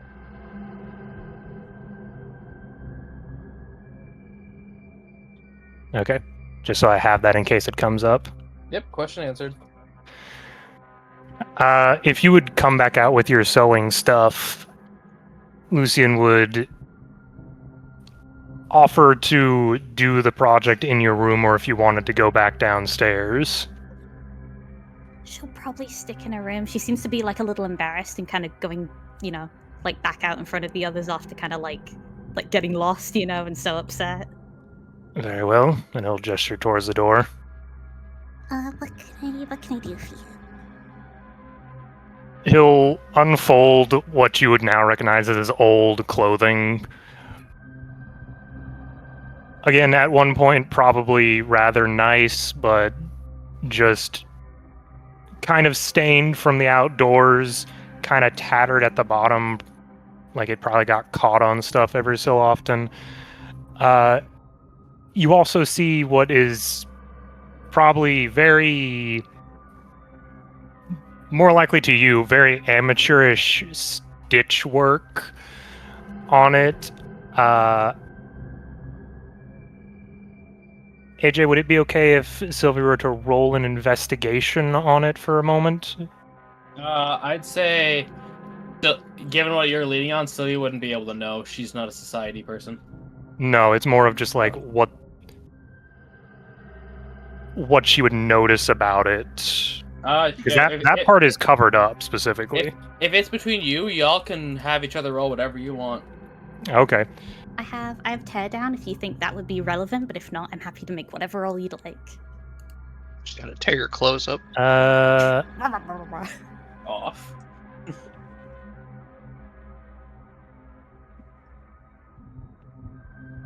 No, it's not really that. As I said, with that, I'd say you definitely know it just is nicer clothing. Mhm. I'm not sure how well versed you would be with fashion. Dear goodness. Dog is freaking out at her food bowl. Not as full as it could be, Micah. Yeah, because she just finished eating everything. You could put more in it, though. be more. Not at the moment. No, you That'd want be bad. for you. Guys, not now. Do you want me to make like an investigation check or something? Yeah. Yeah. Just to see if you notice what he's done to it. 8. She's good at clothing, not very well versed in the Onion fashion. Yeah, there's a couple of, seems like it probably got torn somehow towards the chest region, and it was just sort of quickly stitched back up very haphazardly. She kind of like runs her fingers over it. Did you lose a pocket here? Kind of rubs towards his side. Not quite. Bit of a unfortunate situation. And I just felt it needed to be fixed up on the go, and it's not really... Sewing was never one of the plethora of jobs I took on in my younger life. A lot more paperwork and number crunching is how I made money. Well, you are very smart. It's a good job for you to do. Do you want me to patch it up? No, I believe these clothes have run their course at this moment. I was actually going to offer to you if you wanted to use it for materials for anything. You seem rather crafty in the sort. The only thing I require back, and it'll point towards, again, very amateurish sort of, just seems like random piece of cloth stitched over where a pocket would be on the left side of it. I just need this square of the fabric. She kind of looks down at the fabric and looks up at you and kind of breaks through her kind of like nervous, kind of upset haze, just in kind of pure like she's a little stunned. Like, Are you sure? I haven't known you for very long, but this seems, I don't know, important. At one time it was, but as I said, I believe it's run its course at this point. If you can find a better use for these clothes, then more power to you. Okay, thank you. and she'll take the time to kind of get rid of that little like unstitch that little kind of square you wanted and hand it over to you. You start unstitching and he puts his hand down on it. No, I just need you to cut around that and hand it to me. Oh. Okay, sure. And she kind of, she puts down her, where she was kind of unstitching it and kind of pulls out a little pair of scissors. Do you want me to hem the edges of it so it doesn't fray? If that is something you want to do, then feel free. As I said, I didn't do much needlework or weaving before. I'll hem the edges of it just to make sure that it stays nice for you. And she'll kind of cut around the, the square and kind of hem the edges so it doesn't fray. You hand it to him and he just kind of looks at it for a moment. Like he's just remembering something, and then he'll just put it away in one of his pockets. Thank you. Now, tell me, does this, gesturing towards the clothing, bring any inspiration to you? She kind of holds it up. I have a couple of ideas.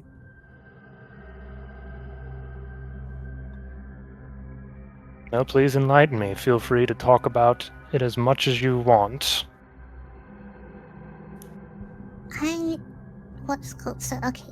So I know that you have your cloak and you kind of hide your wings, but like, what if I adjusted this here and here so that your wings, and kind of starts gesturing about kind of like making you like a small kind of coat, and kind of, giving your wings some breathability. And like here we could add some buttons so it could fold over, so when you put it on it still covers the back, but it's, you'd be able to wear it. Well, you don't have to limit yourself just to me. If you feel someone else could have better use of it. I'm already making clothes for Lowell, and for Raphael. Next I've got to get Aina. Yes, I believe they commissioned you to do winter clothing for them. Yeah, it's getting cold, and I don't know about you, but I don't handle the cold very well. You know, the scales, and She makes like a little gesture towards herself. I'm aware of the cold. I have a bit more used to it, I believe. It gets colder earlier at higher altitudes. Oh, you live up in mountains?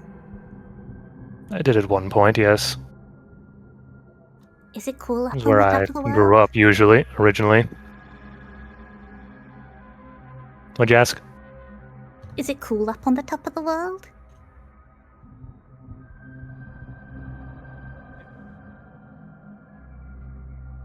AJ, are the mountains up north of us, are they the highest point, or is there higher Highest peaks? point Leon in the world.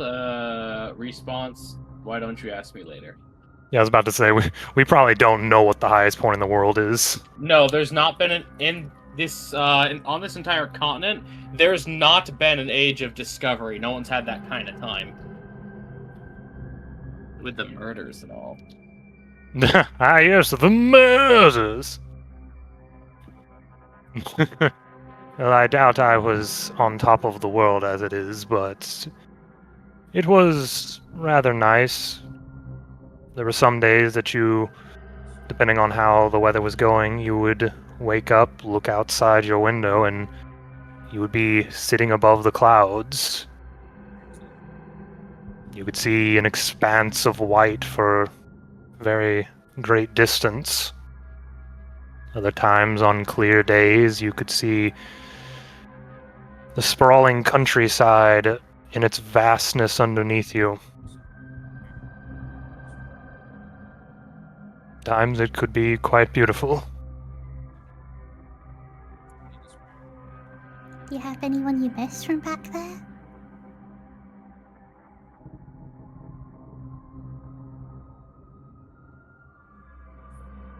I don't think anyone back there would want to see me right now, so...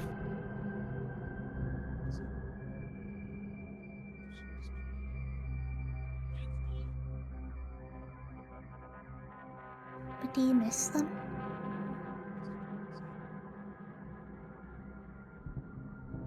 Seems to kind of fidget with his hands a bit. There are a few I surely miss. Others I don't think I realized I would miss.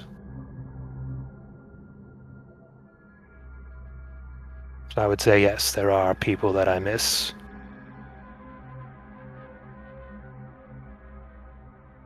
I hope you get to see them again one day.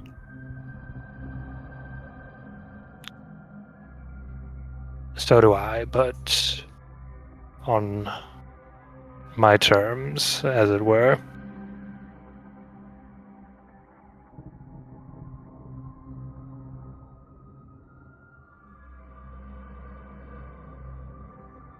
Thanks for this.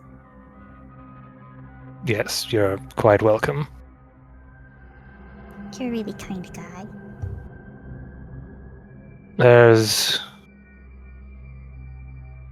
not enough kindness in the world in general, so I attempt to do what I can when reasonable.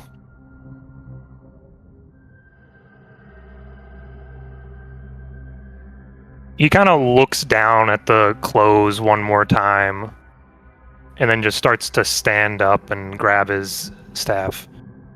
I think I need to go get some food myself. Feel free to do whatever you want to with this, as he'll just start to walk out. As you walk down, Toma, you had something. He'd probably just have some kind of drink, and he'd just be sitting at a table, sort of staring up into the middle distance. Doesn't realize that his claws are starting to dig into the table. as the innkeeper, who is basically the only one left awake, says, "Careful, son. I don't know if you can fix that." But stutters a bit, startles a bit, and sort of looks down at his clothes. Oh. He sort of has to pry his hand off of the table a little bit. I apologize. No, I I'm can done. send it out if you... Oh no, don't you worry about it. He's saying this like, "Hey, you're good."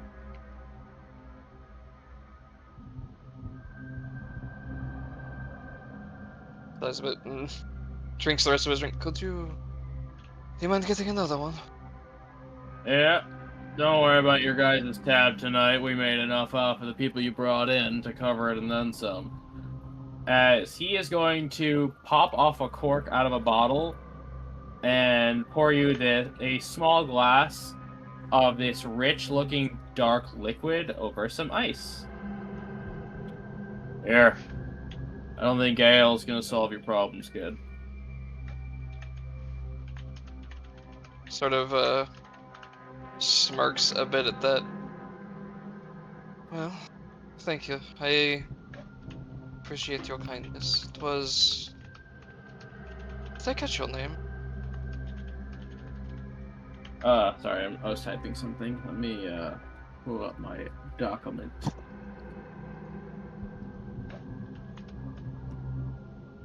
Etienne Marchand.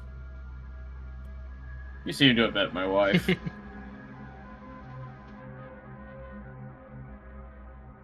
It's nice to officially meet you, Etienne. It was a nice night at the tavern, at least.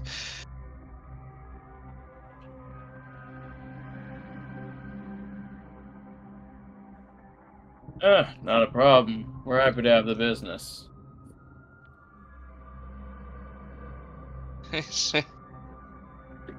Raphael has quite the personality. I'm sure everyone was happy to see the crowd. Oh, trust me, they couldn't stop talking about it. It seems like your long-haired friend, his sword is made of lightning, and he drew it from the sky. What did I miss? That you say now. You know what, I'm gonna say that. Look, you come down and say that at the stairs. I doubt it Lucian's was walking like down, that. pauses at that, just kind of looks over. What exactly did I miss? Rumors growing beyond their means, mostly. But it was quite spectacular nonetheless. You should have seen it. One should be careful with the rumors so they do not give too high expectations. As he'll come and sit at the counter with you. Takes a sip from whatever it was he was given.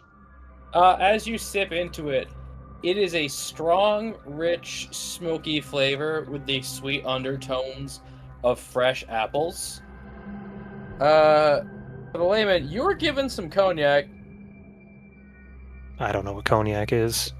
So you know how whiskey is just beer, but do it again? Kind of.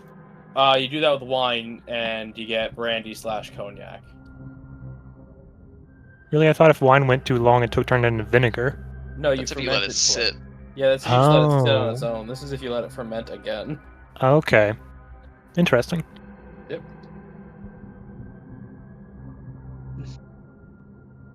You spoken with Sylvia at all, or did she immediately run away to her room? She attempted to. I decided to distract her with talks of her craft. It seemed to have helped slightly. Why did she go out of the town by herself? How did that end up? She was feeling a bit overwhelmed by all of the people in the tavern, and she wanted to be by herself for a bit, and I offered to come with her, but she did not want me to miss the band, so I foolishly accepted that and let her go. Like an idiot. Just drinks again. And what exactly happened outside of that spooked her so much?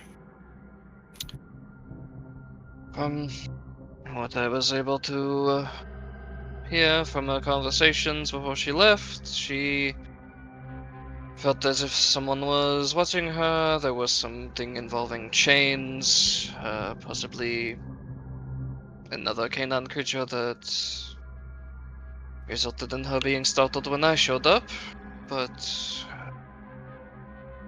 I'm not sure if that is the entirety of it. She was very shaken.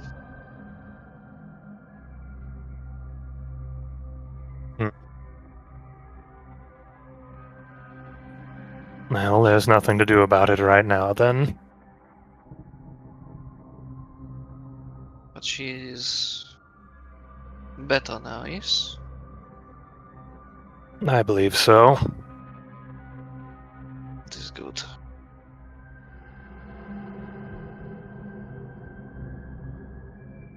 He just sort of like is kind. He did just straight up growls a bit to himself as he takes another drink, and then he seems to notice it and like sits up a little straighter as if he's trying to mask how angry he is. Yeah, if Lucian insights that. If he wants to. I can sure try. This would not be detecting lies. No, it would not, John. Yeah, 11. Up for Toma to interpret. It's definitely not an anger at Sylvie. He definitely seems more angry with himself.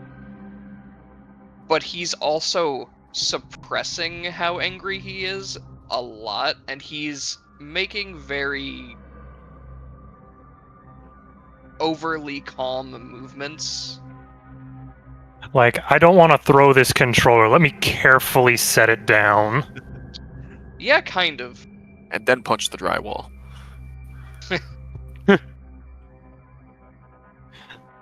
We'll sort of watch you just carefully set the glass down. Tell me, Lowell, you have some magical capabilities. Do you have any divination?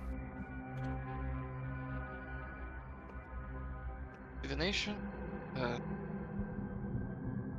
Can sometimes feel when certain types of creatures are nearby. Maybe a bit of divining for celestials and fae and whatnot if I put my mind to it, but So what you're saying is there's no way for you to have known what would have happened.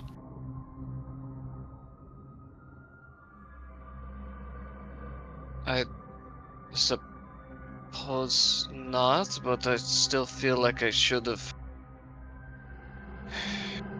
You know, she's a civilian, I'm a god. At the very least, it could have been a buddy situation. Yes, a civilian with a needle the size of her torso who's already skewered several people. It's not that I think that Sylvia cannot handle herself, but we are all in unfamiliar lands, and people should not be alone. No, I agree with you on that, but it's still the matter of there was no way for you to know, and you were trusting her. It's important to trust people that you plan to work with. Did either of you know whatever happened out there would happen? No. So there's no reason for you to be upset by it. It's just a mistake happened, and everyone can learn from it. That's the best kind of mistakes.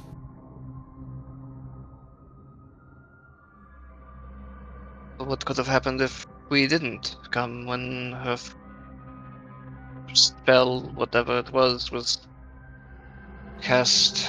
I could have easily not have seen it, and she would have been out there lost and alone. Then that would have been one of the less preferable mistakes. But that's not what happened. Not to mention, we still have this to figure out. Any points at the mark that I assume is still there on his. Oh, yeah, that. And- Always assume it's there till I say. Yes, What's going on I'm with this? still trying to work on that. I did not get the name yesterday, so I was not able to go into the library. But tomorrow's a new day.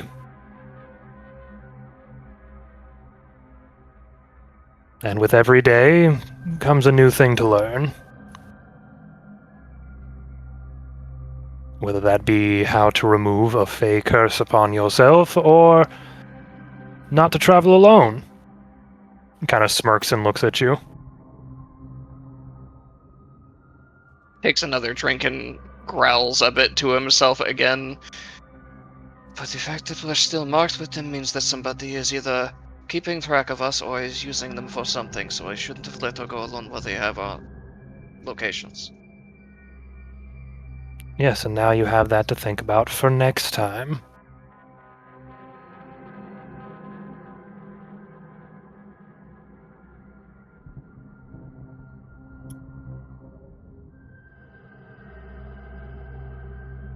Did you have many opportunities to learn from your failures and whatever you did previously? Oh, many times. Many, many times. There's a lot of trial and error, mainly. When you're not born into that sort of lifestyle. Don't exactly teach that at most schools. Especially not when you're older than most of the other people taking classes.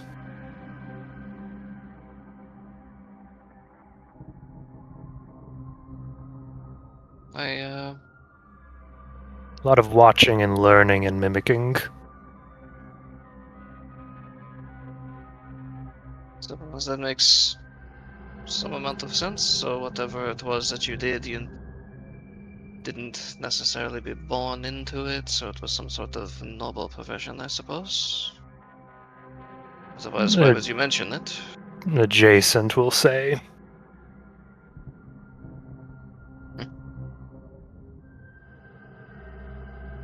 Very And unnecessary amount of spoons and forks. Spoons and forks can be complicated. He just sips his drink again. I myself did not have many opportunities to do much other than what I was born into. Do you enjoy it? It has its ups and its downs. I don't get to indulge in it quite as much as a god, but it has its moments.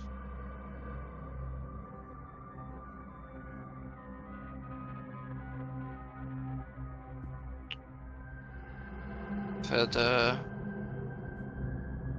few interactions with siblings who just happened to be slightly younger and would not afforded quite the opportunities that I were. Meaning what? Well, for instance, my first brother, Ruptor. That's Ruptor for anyone keeping track. He, I feel he has always been a bit jealous of the opportunity I was provided to train with our parents, but they only had so much time, and the traditions of our people were a bit more focused on the eldest, as it were. Which when you are in a litter of 4, he is a bit arbitrary in my opinion, but it is what it is. He never quite understood why it was only I that could do the training, and has, at least to my knowledge, left to become a soldier. At least that's what he was doing the last time I saw him.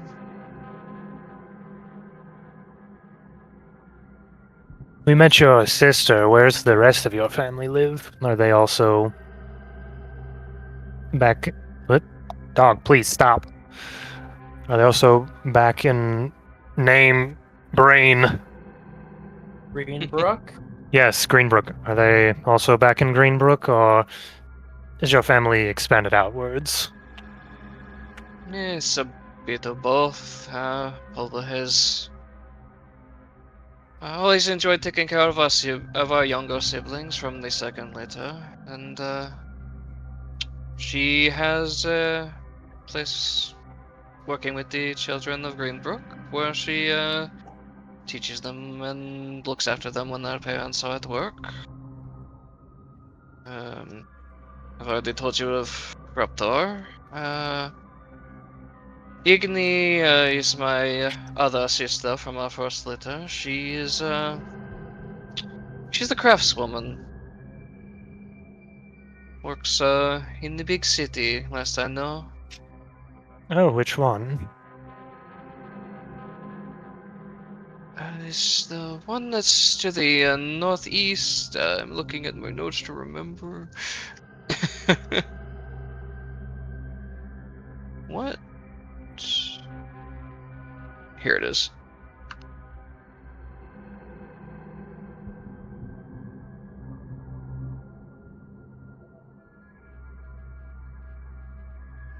I cannot find it in a reasonable time frame. What is the bigger city that's to the northeast? I can't see the world map right now. I have to pull up the world map. So we'll I would say unimportant detail. Unless There's Bravor or Coates. I mean, do we need the fight pit screen right now? The world map's not on Foundry, so please just move on. oh, And then I have 2 younger brothers from the second litter. I believe you've met them in some fashion. It's Julian and Marvin.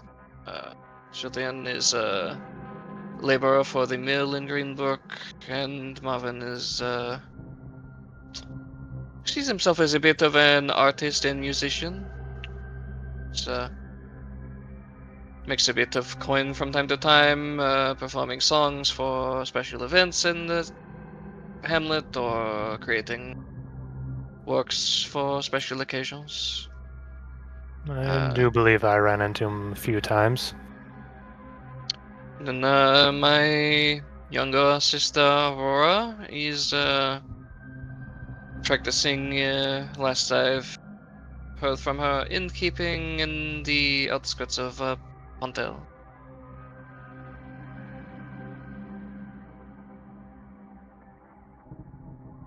Then for extended family, most of them are from Viras, and I do not speak with them very often.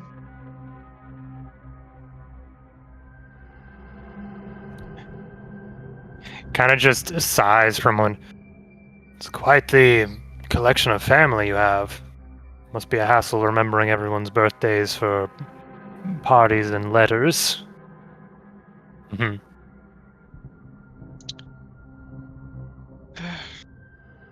It can be an ordeal sometimes, but we do our best.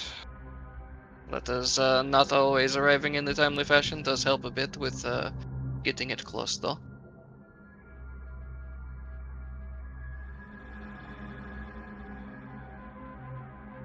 Though it sort of chuckles a bit. It does help when most of you are born on the same day. I suppose that would help narrow it down a bit.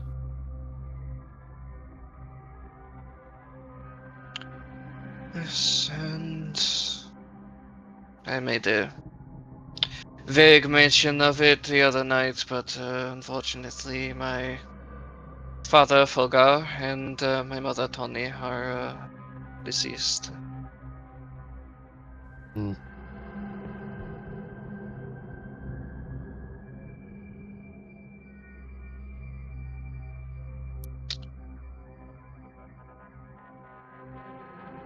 Well,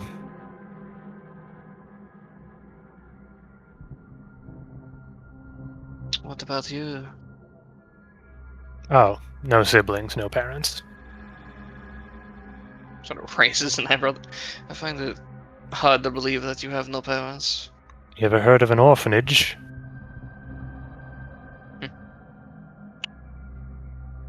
So that's what you meant. Yes.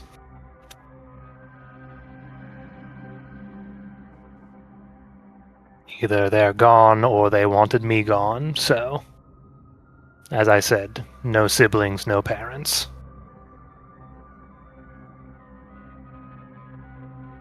You ever wonder why? I did for a time, but then I decided it didn't really matter anymore. As someone who is from a big family, I don't think I could quite imagine growing up alone like that.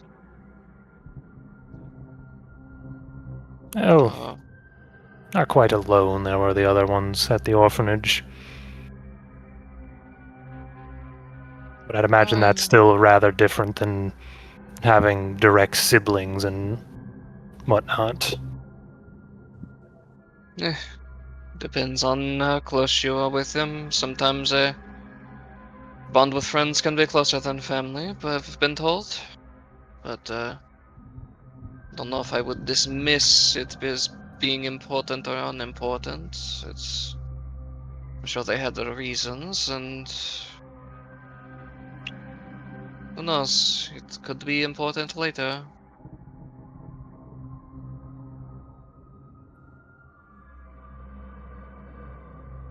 You wouldn't happen to be some sort of secret prince in hiding or something? I highly doubt it. Didn't exactly have a pendant or ring grasped in my hand when I was found. No keepsakes whatsoever. I don't think I have a hidden birthmark under my scales either. No, but you do have these, and these are like taps at the edge of one of your wings gently. Yeah, those are quite rare. He just kind of shrugs.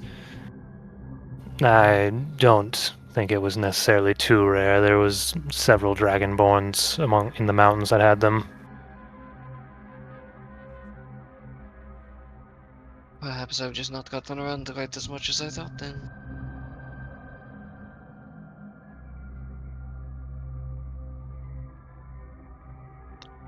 Luzin would, if there's anything left, he would get some food for himself before everyone calls it a night. So it is scraping the bottom of the pot, but there is a bowl of stew for you, and he gets another one out and tells you to give it to Sylvie. Okay. What's the name of this inn? Because I've apparently somehow not put it on my list. The Broken Anvil. And with that, we're going to take a break, because I owe 20 push-ups. What? Dear goodness, what did y'all... Oh, wait, was it during the fight? Sound the horn! Surprisingly, not. Well, Next morning, let me just decide who goes. Opened the door, got a chill to my bones, and said nope. Einar, you're Hi. first awake. I would like to point out a thing, AJ. Yeah? Thank you. Too late. Ah, the wake-up horn of me home country. Well, it helps if when Broden edits out the break on YouTube.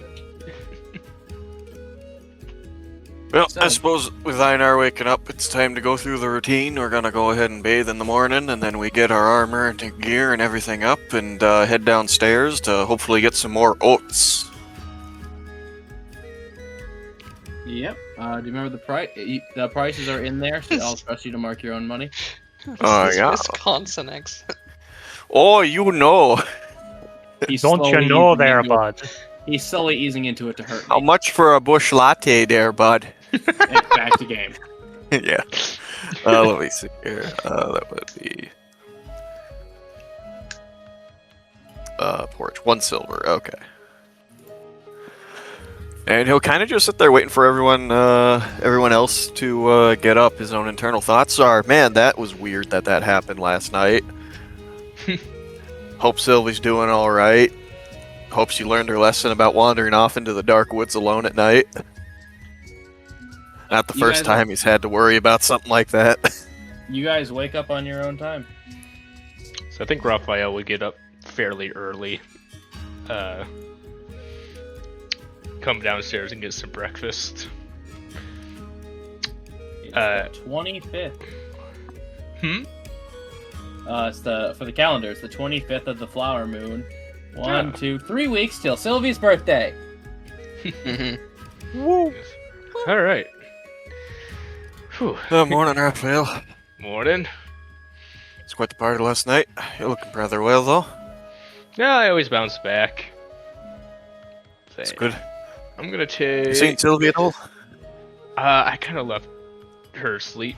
I figured she could probably use it, though I may head back up after this to both polish the armor just so that someone's there when she wakes up, just in case.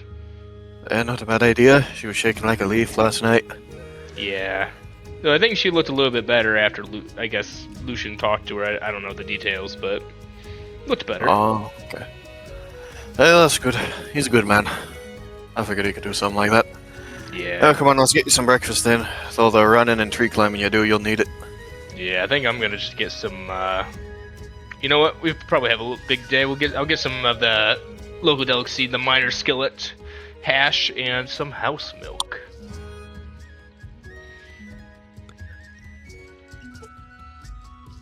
Alright, so the miner's skillet consists of thick-cut bacon, fresh ground sausage, a medley of potatoes, turnips, and parsnips, all seasoned with a rich butter sauce sprinkled with farm fresh sheep's cheese. He just looks at it and goes, God, this is probably my favorite place. Like, legitimately, the food here is incredible. Aye, it's wonderful, Inn. Good music, good drinks, good food. I can't complain. Yeah, and I guess there's a bunch of jobs on the board, so... I did add a new one, just so you know. Yeah, good job with the fight yesterday. You demolished him. I know, that Andor seemed rather proud of himself. Well, he was until the one shot. But Hey, they usually are. Awfully bold of him to come at me with nothing but his hands. I kind of respect him for it. I mean, he seemed to really know how to throw him, so I'll give him that. Aye, if I were a lesser man, I probably would have been knocked out myself. Right? Aye. Apparently some barony. I hope it wasn't a man who was going to hold a vengeance. Oh, I doubt it. Not really. The point of the competition is that you're supposed to do it in good sport. If he were to try to keep a grudge against it, I think a lot of the people would actually hold that against him. It's just how some of the nobles get sometimes, you know. You beat them in a duel, and all of a sudden all the honor and chivalry goes out the window for Well, the sake of their pride. I think sometimes it's good for a noble to get their pride knocked down once or twice. It helps keep them more in the realm of mortals, right? A good bit of humility every now and again will go pretty well for them. Yeah. So, we had a plan today then. I think we were going mephit hunting, right? Honestly, I didn't know we had a plan today, but if that's what we all want to do, I'm down for. I remember Lowell talking about it last time after he went to the bounty board the other day. What's I that? suppose we'll wait and see what everyone else thinks. Maybe Lucian, I'll want to run back to that tower again, if they can remember the name of the lady they talked to. Or maybe they'll have more luck to go in there in the daytime. Well, maybe she'll be there this morning. We Honestly, can all go. I was going to say I might try to go see if they have anything about enchantments or weapons. I want to see if they have I don't anything know on exactly the type of. magics they have there. I know they mentioned something about metal. Maybe that's got something to do with swords and other sorts of blades. I wonder if they could teach me how to, like, make my shield glow. They probably could do that. Aye. That'd be pretty cool. Be pretty useful then. Although, you did beat the shit out of one of those gnolls with a torch the last time I think I saw you use it, so maybe it's not a half-bad weapon. Yes, the torch ain't bad, but it is sort of a limited thing.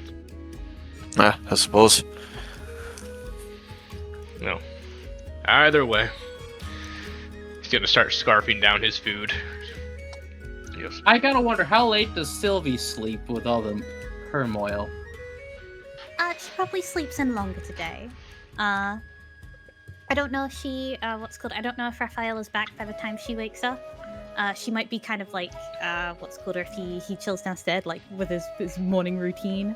But she does kind of wake up, get all her stuff together, and drags her feet a little. She's a little sheepish about seeing everyone, a little embarrassed. Do you have an exact time that you'd get up? Because he'd go the minimum hours you need to sleep. Like, he's trained to try to take up as little time with that as possible. Oh, she sleeps in definitely longer than you. He's probably back up there by the time you wake up. AJ, how much was the room again for a night? It was 2 silver pieces? Oh, yeah. Yeah, 2 silver at least. And I think Einar slept alone, so I'll subtract that from mine, and then everyone else do your thing. Gonna pay for the room for that night. So, you're awake. I guess I'll do it for Lucian and I. Hi. Is everyone awake? No, me and Einar are. I'm not sure about Lucian or Lowell. Okay. I'll go get some food. I kind of gesture to like the pillow fort you made previously. This is really comfy, by the way. Thank you. But, wait, you were in there? Yeah, didn't you see me? Oh, the lump on my bed was my bag. Oh. I was wondering what was kicking up beside me. It's cozy, and it, yeah, last night was kind of scary. Oh. That's fair. Sorry about all that. But I'm more sorry I wasn't told that you went out or anything. You guys all came back, and I was like, what happened? Yeah, I thought I could at least forage on my own, but yeah. Oh, you can do stuff by yourself. There's no problem to have some friends with you. Yeah, just yeah, sure. No. Well, just remember this. My mom always said, united we fly, divided we flounder. So, just remember that. You always got friends here. Does your mom live in GreenBrooke? We didn't, I don't know where she lives. Oh. Well, did you get lost? Kind of. It's complicated. Do you want to find her? Not really. Suppose if I found her, that's one thing, but I think I'd actively look for her. Don't you miss her? Are you worried about if you lost her? Are you worried about what happened to her? I used to a little bit. Not anymore.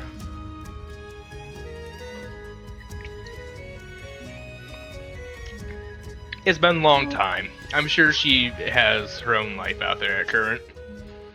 What about your dad or any siblings?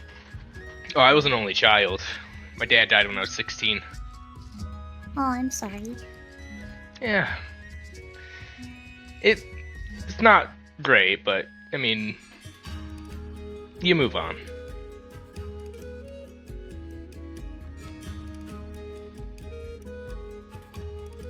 Well, I should probably stop asking you about your missing mother and dead dad, and I should probably get breakfast. Well, Sorry if I'm grilling you.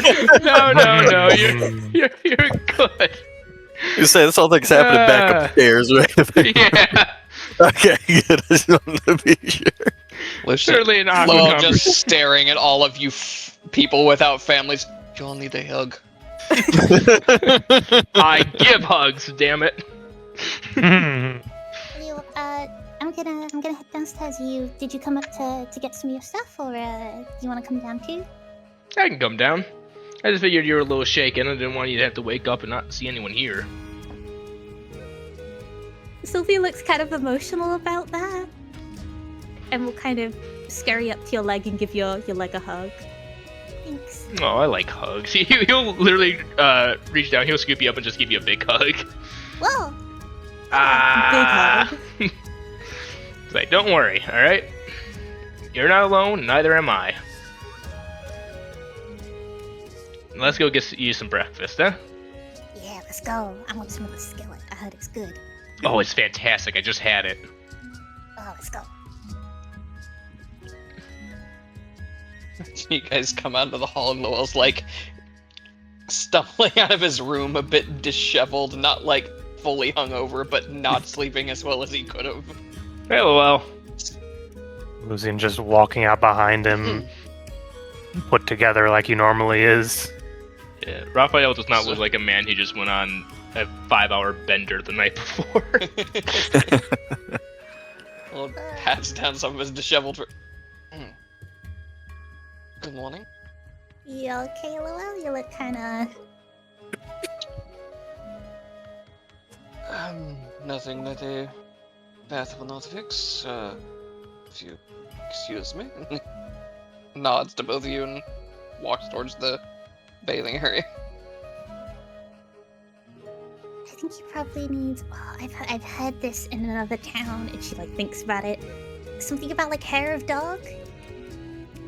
That is a colloquialism saying if you are hungover to drink more alcohol in the following morning. Oh, let's not bring that up to him then. No, the best thing for him would be if he were to properly hydrate himself and fill his stomach.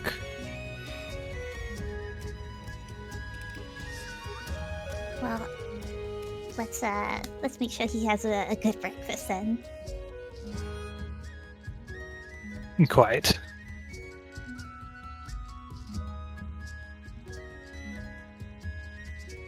Lucian will go downstairs for food. So, after a lot of breakfast, Lucian, you can't help but think of the rumors of Einar pulling lightning from the sky. Yeah, that is just sort of... What does that mean? Well, he's right That's there. my bit! Don't steal my bit! Well, Lucian, he's right there sitting. Yeah, he would... Hi. Einar, I have a question for you. Yeah, go ahead. I was not there. Huh? Let's get you some food first. I've got to cook it. Okay. You can ask me the question. We can talk right afterwards. Yeah. He'll... Where is... He'll get The some... menu? Yeah, I found it. He'll get some porridge. I was not there during your bout. Why was it that I was hearing people speak about you reaching into the sky and grabbing lightning? What is the situation there exactly? Well, you see, I won my first fight somewhat handily. I'm familiar with spear users thanks to Raphael here.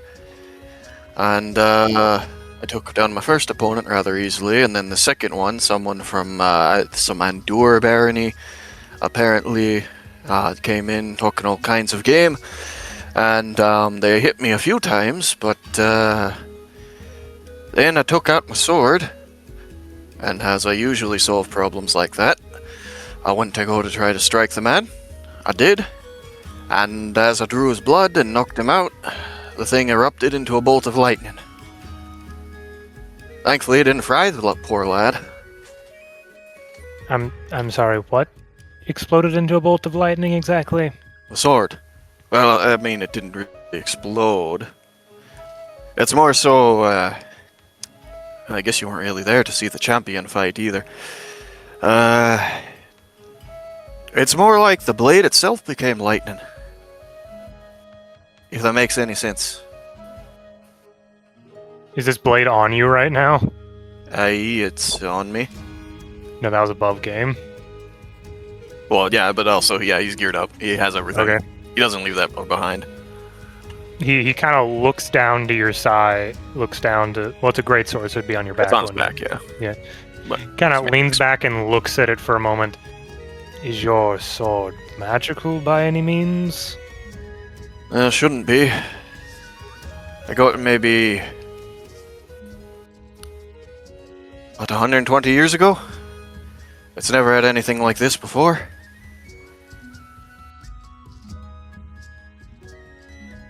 Lucian looks like he's about to say something, then he pauses and looks at you. You got the sword 120 years ago. Give or take. You stop counting What? past a certain point. He kind of looks at you puzzled. I'm sorry, I was under the impression you were fully human. What gave you that idea? Your base appearance. I don't think I'm that ugly. Ouch. Looks to Raphael's Raphael. He almost looks like he's in tears. I like put like a hand up to your arm and pat you like there. I'm joking, Raph. Okay.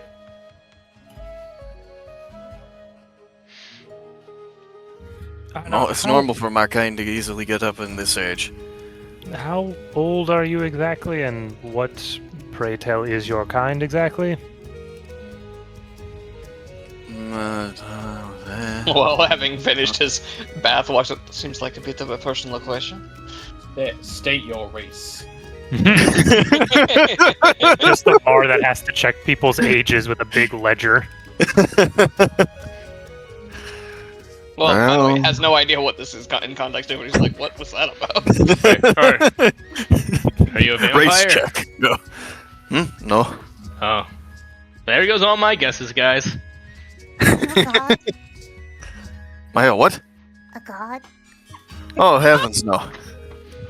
No, Sylvie, if he was a god, he would have no physical form or personal opinion on anything. Yeah, I'd be like Uther, that miserable bastard. Are you a godchild? No. I'm all out of answers or questions or theories. Right? Right? I believe that... What world is it not normal for an elf to be around 250? Oh, you're an elf. Hey, that's still young. You see, that was the question. I did not surmise you to be an elf. Why not? Let me double check. Am I You just stupid? Do you have something against Uther? Well, Uther, me and how that do we know old... her? Me and that old man go way back. I can't say that I'm in love with what he is. Not exactly a heretic, I don't deny the gods. But you can't blame me for taking on a different view of him after the Great War. Sorry. I live in the woods. What about a war? Oh, which Suppose one? all of you would be too young for it. Oh, okay. Don't worry, it doesn't matter much nowadays. Not for a while. It's probably for the best. Okay, so What? I'm not stupid. I'm looking at the screen and it says human berserker, and I was specifically looking at your face and I don't see pointed ears. Yes, Okay, yeah, that's I where- myself was not told what he was. I was just told. no what one he was. No one was. That no, was the that's castle. fine. I was more just checking to see if you had pointed ears in your picture or not. No, he doesn't. Okay. Well, Someone no mentioned wonder- pointing at friend earlier. His ears have always been this way. Always. Ever not.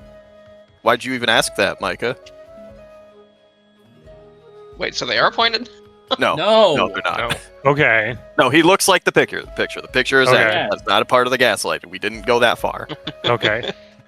Lucian just sort of eats some of the porridge.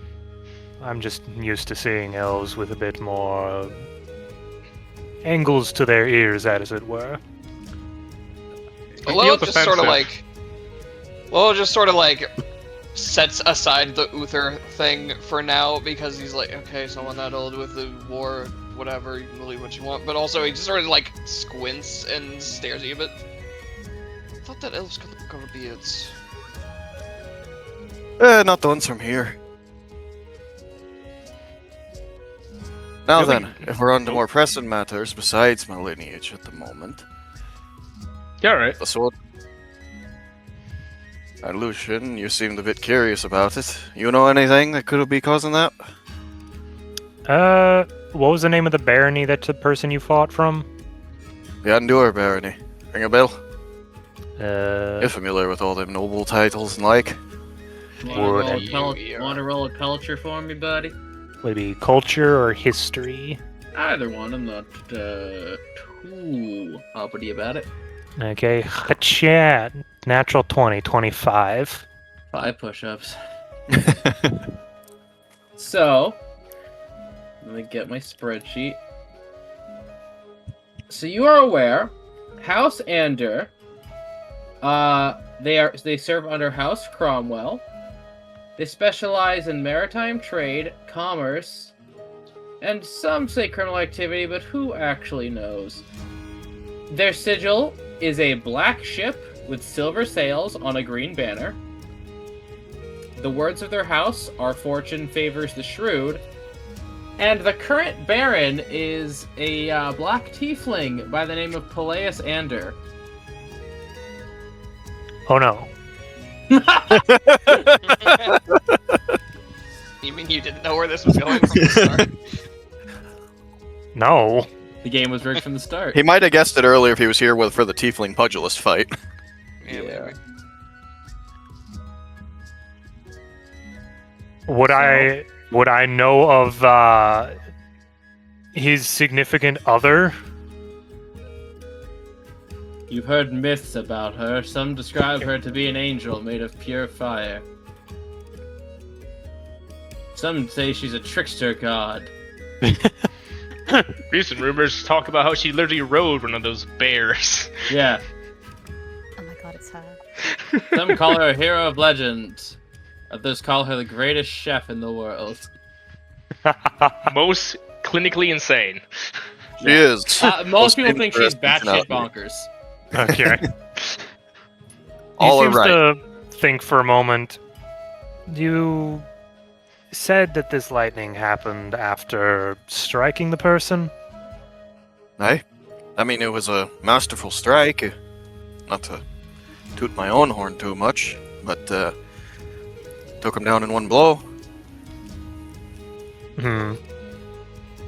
See if you can remember at all. Did the lightning, due to the nature of lightning, did it seem to originate from your sword or from the wound? Well, it happened after the wound was caused. I had to guess it was the shedding of blood that might have activated it.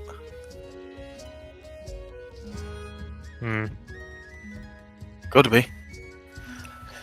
I mean, Well, we did have legends of the sword before I had it, that is. I've cast detect magic around Einar. Did I ever get magic off of his sword? Nope.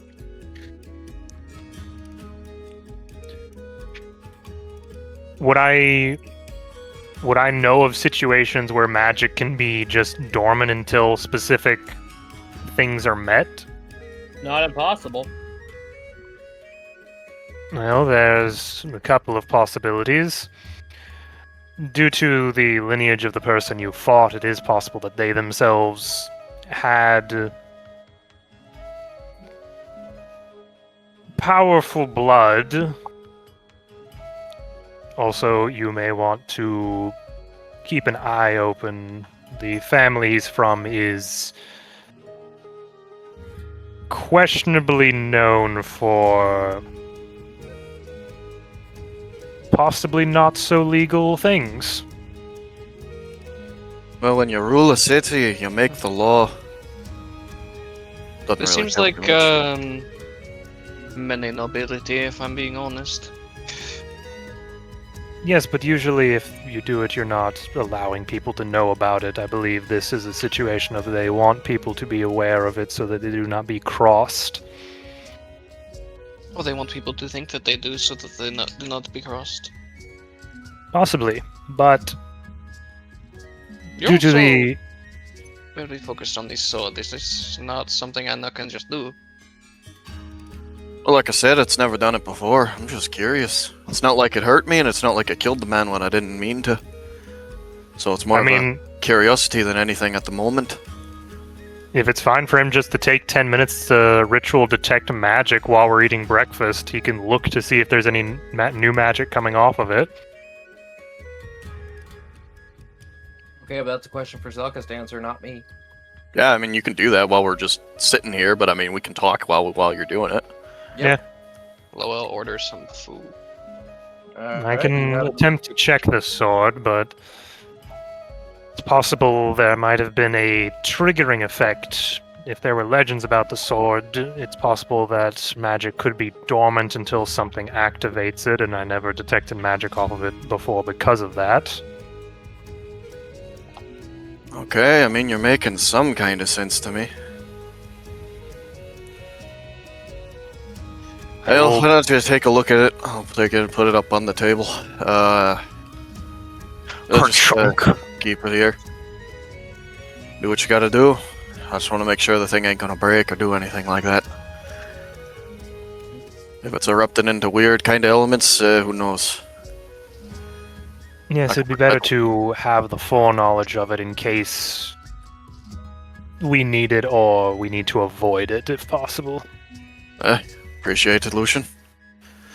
So, Lowell, you took a look at the bounty boards the other day, and I think you mentioned something about mephits. Yes, it appeared to be something that needed to be taken care of. There might be more added since then if you want to look, but It wouldn't hurt. I figure maybe we could try to run by that tower again, see if we could find someone during business hours, so to speak. Maybe I could learn a little bit more about this thing, depending on how Lucian gets here. And then maybe afterwards we could think about the mephit hunting or another job. Unless you have other plans.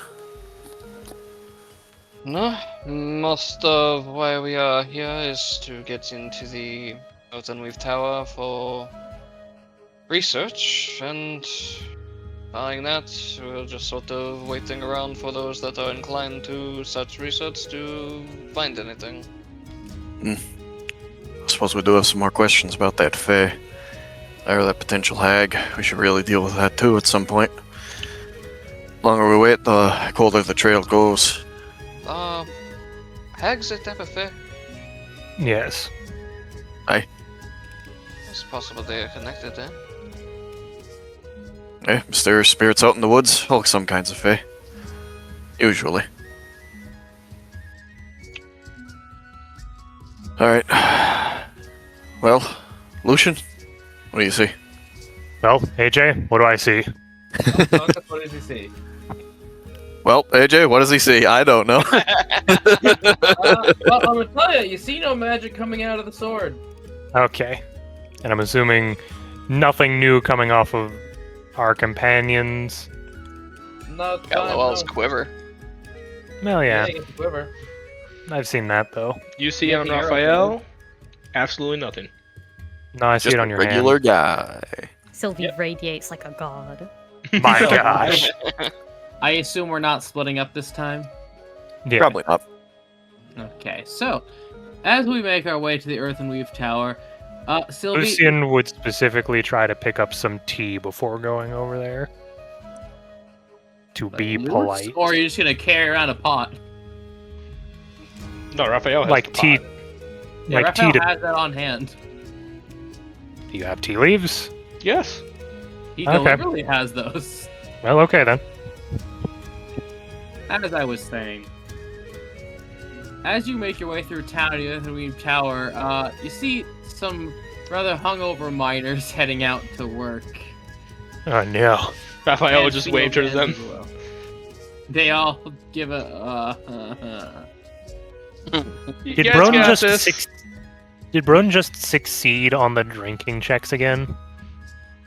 He didn't drink. Yeah. Is that Raphael? He's high on life. Yeah.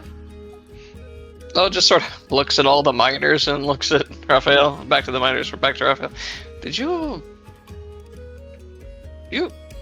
What? did you drink at all last night? No, I had work in the morning. These poor fools. I do not think that the miners had the same inclination. Oh. Well, hopefully they'll be able to do good, though. Forethought is very important. Good on you, Raphael. Thank you, Lucian. Oh, also, good morning. I forgot to say that earlier. Right. Doesn't mining involve a lot of loud noises from pickaxes? get me Usually, yes. I feel bad for them, don't get me wrong. I just said I didn't make them drink. Yeah, but it's hard work. I could use a drink afterwards.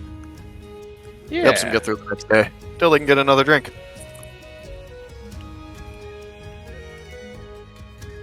Oh well. So, Lucian, Sylvie, how exactly do I go about getting into this place? I can't exactly say I've been to many, grand towers. Well, At least in not this, when I was invited.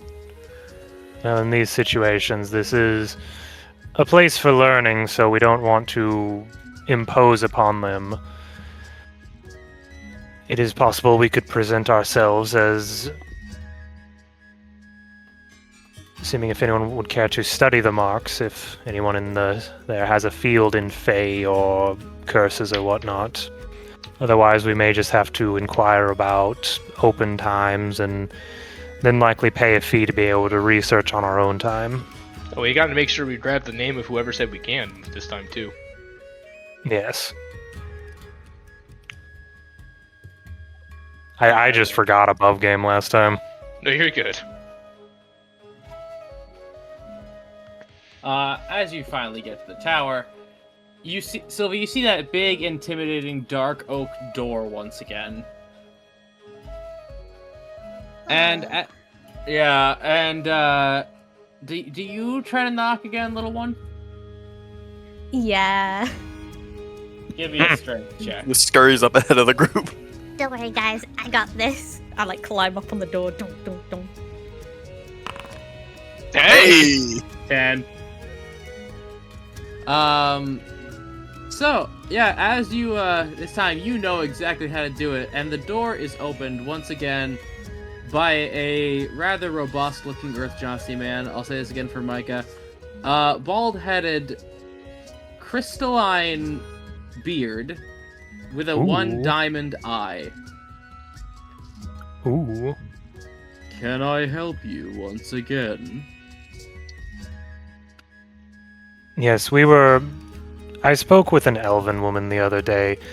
Unfortunately, did not get her name. I believe she is a teacher here. I was hoping to inquire with her an appropriate time to come and do research. I suppose you may come in, and I will ask if you are remembered. That is perfectly reasonable. As this gentleman will let you in, and non-casters in Lowell, you see, same as them, students everywhere climbing bookshelves. This is a lot bigger on the inside, and yeah, little round bronze statues sort of moving around carrying things, that familiar boom boom boom boom boom as they waddle about. Incredible. Yeah, that would be useful. I wonder how they get that to do that. I've heard of necromancers with bones, but animating metal. It's likely a manner of either geomancy, manipulating the metals, or a means of summoning magic, pulling them from another plane. Oh. Do you think they just make the metal like that, or do you think they gotta pay someone to shape it and make it, and then they can animate it? It would depend on the material components for the spell and the power of said spell. Some spells, being powerful enough, would be able to form it onto themselves. Others would feed magic into an already constructed form to animate. Right. I'll just tell me whenever you don't understand something so I can explain it more clearly. All of it. They put a breath of magic in the thing, and all of a sudden the metal's alive. Oh, okay. To a degree, yes. The gentleman will look at you. It's a summoning spell. So that would answer Right. your question. Summoning, so they just summon them from the plane of little metal men. Oh, More that than sounds likely from the earth. amazing. Close. The realm of steel is where they are summoned from.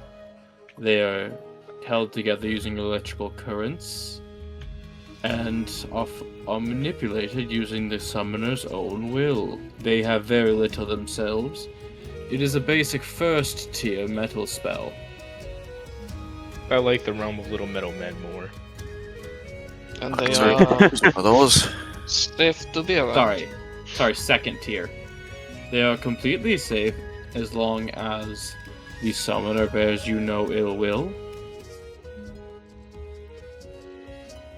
While If small, the- their strength is rather formidable. If the summoner loses control, do they just disappear, or...? Indeed, if you are no longer concentrating on their control, they vanish. I could certainly use one of those little guys around the shop. Wonder how long it'd take me to pick up a trick like that. Quite a few years of study. He turns to Lucian. If my eye is accurate, you aren't even capable of second tier magic, are you? Not currently, no. And how long did you study? Several years myself before I was hired on. Maybe given time, young man, you'd be able to accomplish such a feat. What'd you say, only about 3 years? That's nothing. Well, it just sort of like Maybe I'll start reading on the road. looks away and scratches the back of his head a bit. What?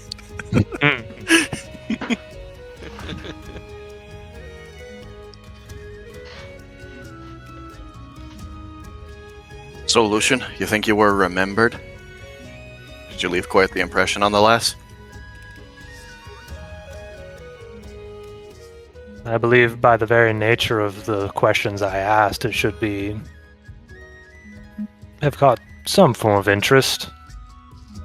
So, the gentleman comes back after a few moments.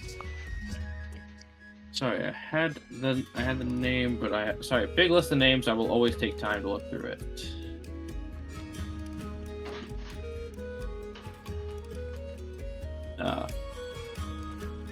Madame Roche is currently teaching a class, but did instruct me to inform you your current predicaments are rather interesting.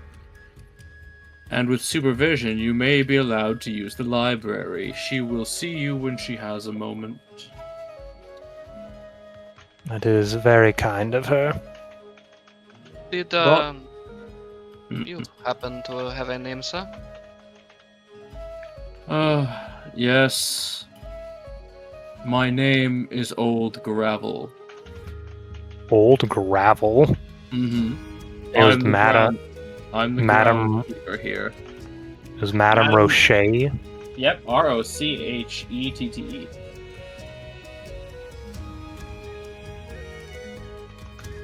Yes, I was named for my grandfather back in Illyria. Quite an interesting name. Is that sort of thing common for your people? He gives an eyebrow. What do you mean, my people? Lowell's on a roll tonight. Hell yeah, buddy. For Earth Genasi, I do not know if the families have different naming traditions. We aren't a cultural monolith. Again, Toma, there's no heritage culture. Lowell would know this. So Earth Genasi have no different traditions from Fire Genasi or Air Genasi. No, they don't. No heritage cultures. That's so weird to me, but okay. That's how the setting has been since you started playing it 3 years ago. I know, but it's so weird. Anyway. Fucking deal with it. He is I not. don't know. I going think to water talk to you. genasi probably live near Oh. water usually. Yeah, he's gone. Okay. Well, it was nice to meet you, old Gravel. You as well, young man. Oh, it's just occurred to me. You probably are all older than me. I guess I am the young man of this group. That's nice. That depends. How old are you? 27. Oh, he's a little baby. I only have 1 year on you. I'm a wee lad. So, a small bronze automata does look at you, give you a thumbs up, and basically gives you a "let's go" motion. Oh, cool. Yep, it seems we're being summoned. All the little tin men? Yes. I think he's bronze. I don't know. Yeah, he is the exact same color as your armor, Raphael. So shiny. Hmm. What kind of armor does Einar wear? Scale. You know what, AJ? If it's Probably if iron. it's something Lowell would have known, he would have asked instead if that's a tradition in his family. Well, I'll allow a small rewind. He was a notorious criminal, but he did become a very famous janitor. Oh no. The occupation changed. Hmm. Oh. He was stuck in this eternal loop of serving his community on a court sentence, and he simply took to it. Oh my gosh. Good on him. Above game, no! In game, yes. It's a leafy Micah. Micah's favorite NPC. Hey, Micah, now we get to go into a library again. Isn't that fun? I'll be fine. Keep to the books in the lower shelves. Yeah, no problem with that. Anything that would require a ladder is beyond your reach. Literally and within the rules. That's fair. Starts summoning Mage Hand, puts it back down. Is that within my reach, or and then looks at Sylvie? He's looking at looks at Einar, who's the middle. I see. Fair enough. That's about what I thought. Yeah, as he's going to go continue to do groundskeeper things.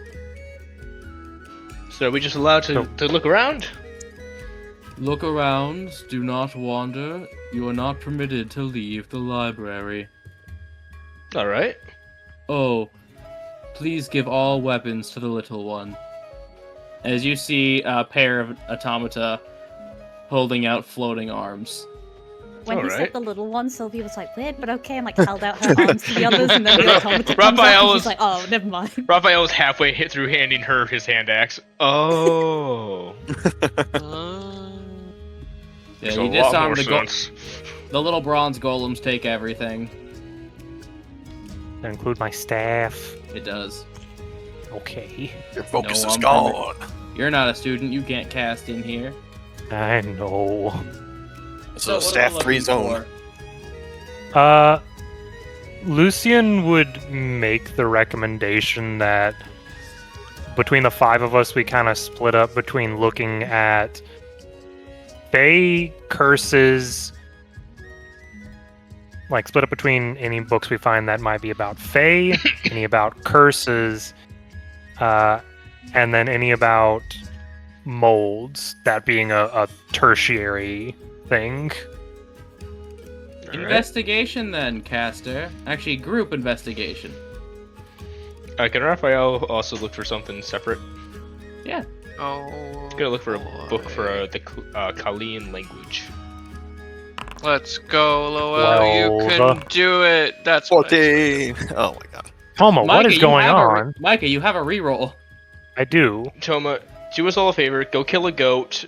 Do whatever sacrifice you have. Do whatever Broden did for this campaign. Jesus. Don't do what I did. Don't do what I did. You need to thank God or something there, like, Toma, because whatever one you're praying to, it ain't working. I'm gonna use the inspiration I got, the reroll I got earlier. Oh dear Oh my goodness. god. Sylvie. Unless I can use that Natural one. second reroll I had. Natural. Why? Micah, It's Micah, because I'm not praying to Zidona anymore. you know what, Micah? Go ahead. This is just funny to me. Why am I the only one who can roll well in this party? I had a don't know, 12 nerd. before. There we go, 24. We'll let him get the 24. He's a scholar. Okay. Like, I'm just imagining I'm looking for very specific keywords, and everyone else is just grabbing a book, looking at it, putting it back, grabbing the next book in line. I got a 14. Excuse the fuck out of you. I'm absolutely doing that. I got an 8. Say, all of you who got below a 10. keep Lowell picking is up- grabbing the books for Sylvie. Say, all of you who got below a 10, keep picking up books in Terran, Nada G, and one in Orin for some reason. Raphael got stuck on a Where's Waldo picture book. You know, it'd Yeah, probably that- help if I knew Sylvan as one of my mini languages. I thought you Yeah. did. He doesn't. Oh. I got, as far as uncommon ones, I got Celestial, Draconic, and Giant. So, Lucian, Yes. you want to know about hags, right? Yeah. You have 5 questions. Einar, pick a subject. I'm gonna go with enchanted weapons, honestly. That's what he's curious about right now. You get 3 questions. Okay. Am I allowed to discuss Raphael- with other players question options? Nope. Oh. Raphael idles into a wall. Oh. I'm telling you, man, he loves his Where's Waldo. Where's book. William? Where's William book? Yes. He's just staring into it as he's walking directly into a wall. No. Fuck, where is he? Yeah, I can't find William. Lowell grabs the book, turns it upside down. Not as in turning it the right way, as in now it's upside down. Maybe this. No, that's not helping at all. So, who wants to ask first? Well, it starts helping with the worst William. If you have questions already, Selkus, you can go. I gotta think of 5 questions about hags. So for weapon like enchantments and things like that, I would say the primary thing he would be is spontaneous enchantment, basically. Like what could cause that? The spontaneous what- enchantment is rare, very rare, shiny Pokemon rare, but possible. Hmm. If there's enough magical potential within the wielder, and they are bonded to that weapon for long enough, then it's definitely possible to awaken innate magic, especially if it's depending on the material. Like scrap with each shovel. Yes. God bless Knowledge Seeker. Man, Scratch just that in a couple weeks. He had all that magical potential from his mom, but he never used it, so it all went to the shovel. And God loved him. That too. Let's see. Trying to think of other stuff as well. Would these be like questions Einar would have himself, or would they just be things he's finding, like from a meta perspective with my questions? That's what I As said. certain. Anything you above game want to know. Okay, gotcha. And then this becomes in character knowledge. Got Yes. it. Okay. Sounds good. In that case, I mean, I'd say as well, he'd probably look at ancestral weapons just as a concept as well.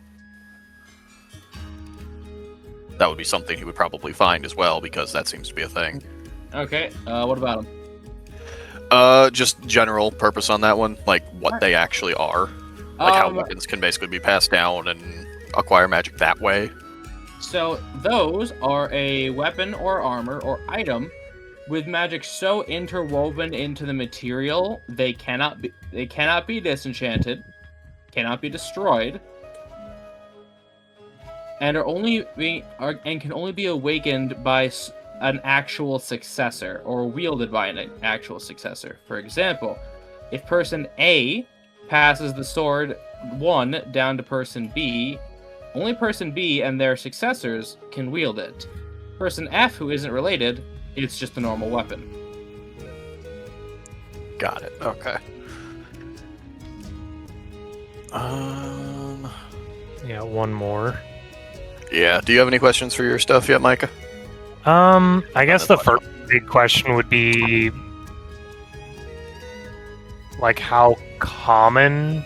So it's specifically about hags, is what I'm getting, AJ. How common hags are for this area of the world, I guess, would be my first question. So, green hags are relatively common in high-density areas of nature. They thrive in forests and preying on smaller settlements. So, places that aren't very forested, such as Kali, you wouldn't have a green hag. But there are many different types of hags. Okay. They're also particularly talented in druidic magic. So one could surmise that this area being this country being how it is would probably have a good population of green hags. Relatively, yes. They are some of the most corporeal fae that there are, as in they have physical bodies and are not themselves a domain. They are not concepts. Nope, they are not concepts. They are very corporeal. Okay. Another thing for the last question, I'm going to say materials for enchanting, because I feel like that's something that will be very useful later, potentially. So, your best of the best is orichalcum. Or Kakamalo. That's Yes. adamantine and gold. Second best pure is going to be mithril, adamantine and silver. Third is going to be straight adamantine, and then there's wild card, natural components such as parts of great beasts. The example given in the book is dragon, but that's because they're big and easy to understand. And very Leonian, which is where we're at. Yeah. So, for example, should you be able to get the fang out of an adult dragon, really easy to turn that thing into a magical weapon. Yeah, I suppose that's making sense.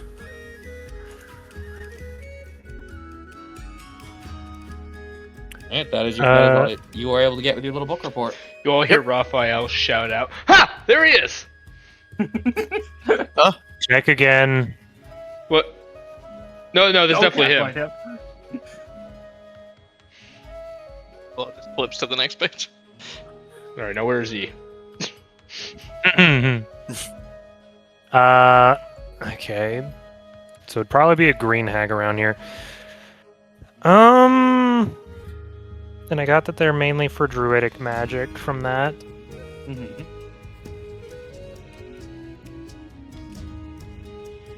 I guess a more immediate question would be,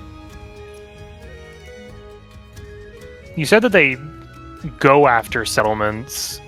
I guess a general hag's disposition, like, are they known for just attacking a settlement? Would they specifically work with an organized group like how we saw? They may create their own, but they would never work with the Mortys. Willingly? Yeah, willingly and or without incredible overcompensation for them. They are still Fae. They still see you materials as lower.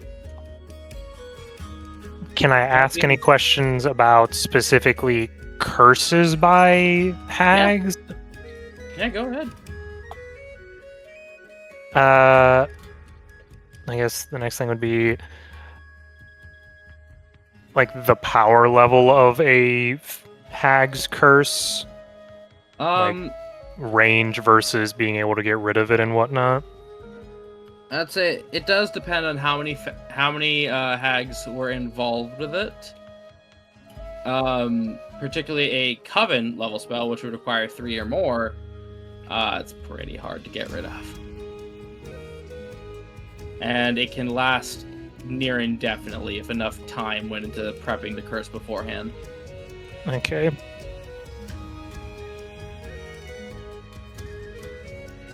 So that was 3. If we're under some kind of assumption of a hag, we have no idea about if there was a hag involved with the festival and this curse. But if we're under the assumption that the hag went after the cold iron, axe, could I do research on hags' relation to cold iron? Like, why? Obviously, because they're fake, cold iron would be bad for them. But does it just flat out turn off their powers if they're near it, or why they might be going after it? Wounds dealt with cold iron. Essentially, best way I have to put it in above game terms, double damage. So, in games and in the world, it might disrupt them from being able to cast spells just because of the pain they're in. Wounds are often more severe. Okay. So if that hag had, they want that specific one, your research can't tell you. Yeah. One more question. I'm trying not to mix my. Can't tell you. I'm trying not to mix my all my above game knowledge with Lucian's already existing knowledge, because he did know that was Fae. He did know that was hag blood before, and he knows about cold iron and whatnot. Don't fall, dog. Lowell will catch himself on a table. You're so sad you couldn't find William. You almost fell. I'm honestly not sure what to do as a 5th question, AJ. Okay, then you can just not have it answered. Well, I'm just. You're the scholar. You're the wizard. I know. I'm trying to think, because there's not a way to be like, oh, what's her name? Because obviously that's not just going to be in this book, because we don't know about any hags right now. Ow.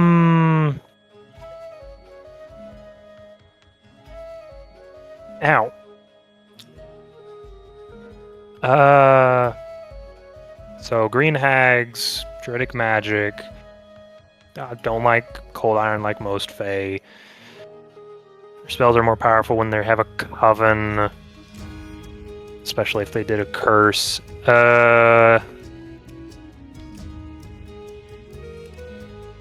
So they know druidic magic. Where, and they would be in like forest areas.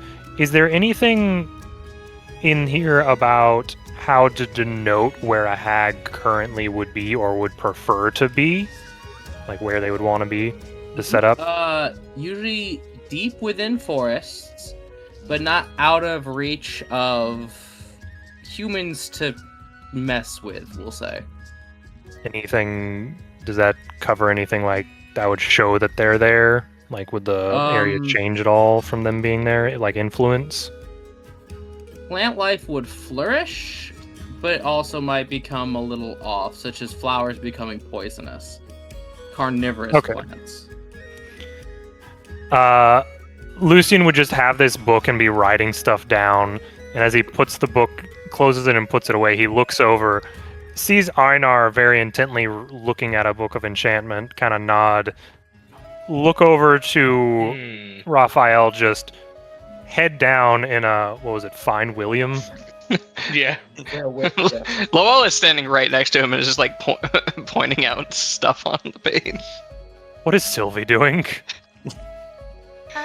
Sylvie's like kind of like opening up some books and seeing some illustrations of some plants and kind of like sketching a couple on fabric before kind of finding a new one.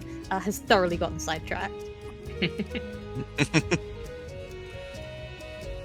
Just kind of looks between everybody and then just puts the book back. Well, hopefully everyone's research proved fruitful. Oh, trying to get yeah, everyone's attention. research. Like I put away like the fabric of the book. Oh, like oh no, wait. Wait, research on what?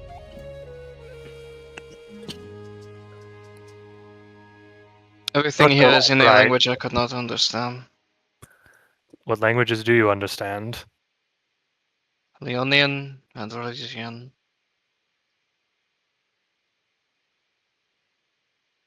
Okay, then. Go tell him that this book was in Leonian.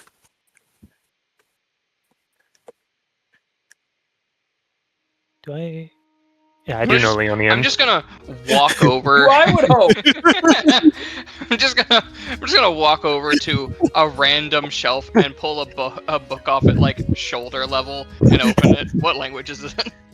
That would be in Leonian.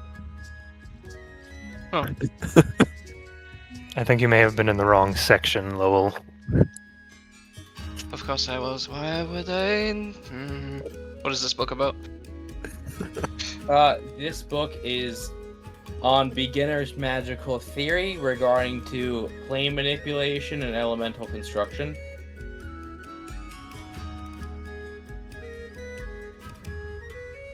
Huh. I don't understand the most of this, but it appears to be something about elemental magics and some form of planar magic. Oh, that might be interesting. As he'll put the hag book up and kind of just pick up, put his hand out to you, Lowell, for the book. Gives it to you. You can't do anything with it. He can't. But he'll just sort of hold the book for a moment. Well, my research into hags has given me a bit of insight. If it is something we wish to proceed in... Not proceed, I forgot the word I was thinking of. Investigate further? No, it was a specific word. It was like go forward in. But it wasn't proceed. It was Pursue. pursue. That's the word I was thinking of. If this theory of a hag being after that axe is something we want to pursue, though I looks at his notes, I'm beginning to think less it was a hag that was working with the group in GreenBrooke. They are not one for working with more mortal folk. They want to keep towards their own, forming their covens and whatnot to increase their powers. Unless they were forced to, but that is a stretch upon itself. Hey. And you're Well, certain that the blood that we found is from a hag? That I am certain about. It is possible that they cut themselves on the axe while acquiring it, and that's what prevented them from being able to move back out. It would cause excruciating pain to them, making it harder to focus on casting. Though if they did move out into the forest, it would be... Huh? So we know it was a hag. We know they were probably based out of the forest. Did you find anything on how we could maybe do away with the curse ahead of time before we went out there? No, unfortunately, due to the way Fey magic works, it is extremely powerful. It is possible that whoever cast it, if they are, kind of does a line across his neck, dealt with, the magic itself may stop. Otherwise, it would just require a very strong remove curse by itself. But again, I state, I don't think it... Unless the hag was being forced into working with the gnolls and the one fighter gentleman, I don't believe it was a hag that was working with them that attacked GreenBrooke and marked all of us. Well, we can't know for sure, but, up enough the head of some hag would probably save the village here the town here some trouble. And on top of that, might get us a nice payday, so I'm all for it if you all are. The hag may also Well, know something. That is true. Sounds like you may want to at some point converse with this Madame Rocher and see what she knows, because she was the one that informed you it was a fake curse, yes? Yes, she seemed rather quick to identify it. Perhaps I have you an idea can then. confirm what sort of creature cast it and if with enough research. I have an Possibly. idea.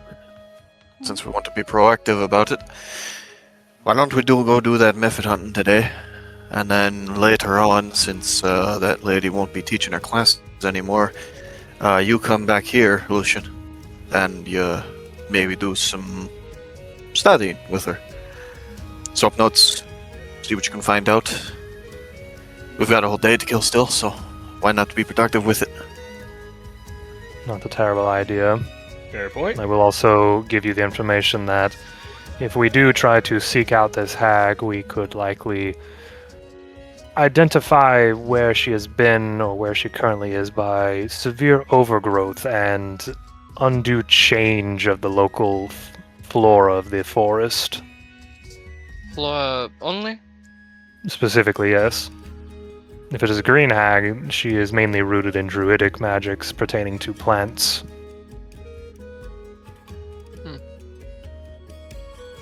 Alright, I'll leave that studying and research and all that to you then. In the meantime, I say we go investigate the different mystery.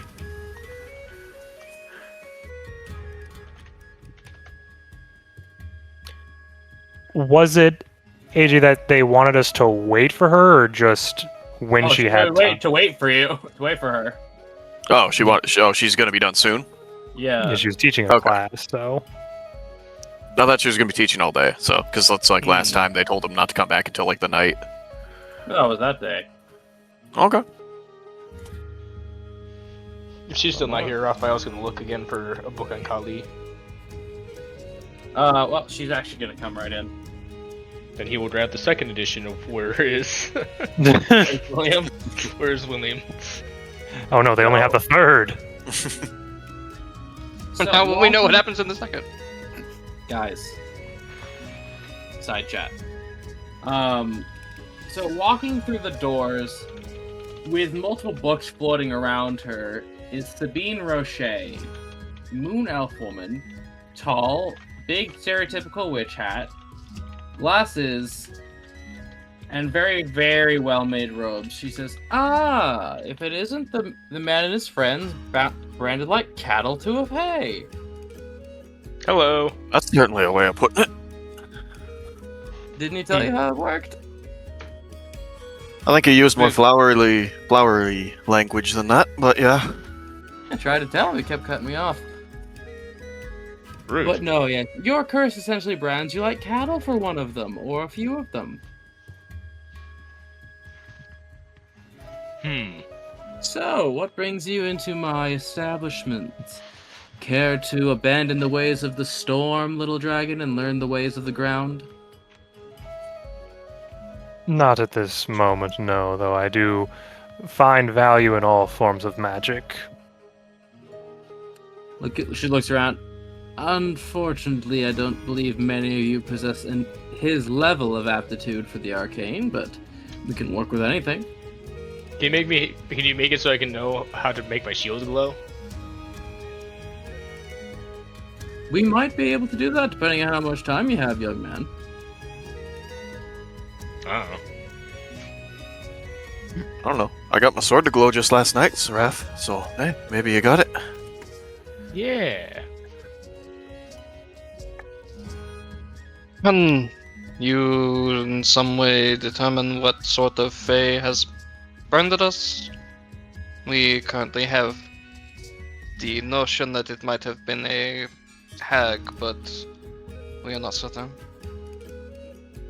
Absolutely. Take a seat. You, young elf gentleman, why don't you come here and give me your hand? I'm guessing that's me.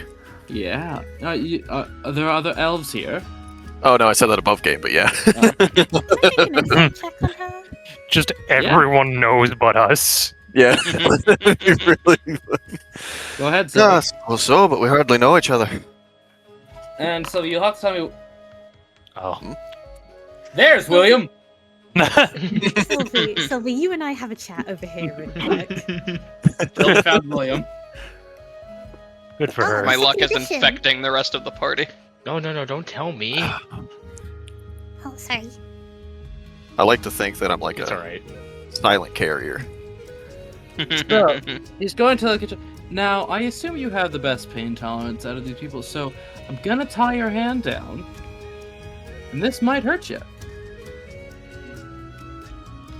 As, yeah, you essentially you are handcuffed to the table. Wasn't the situation I thought I'd find myself in today, but alright.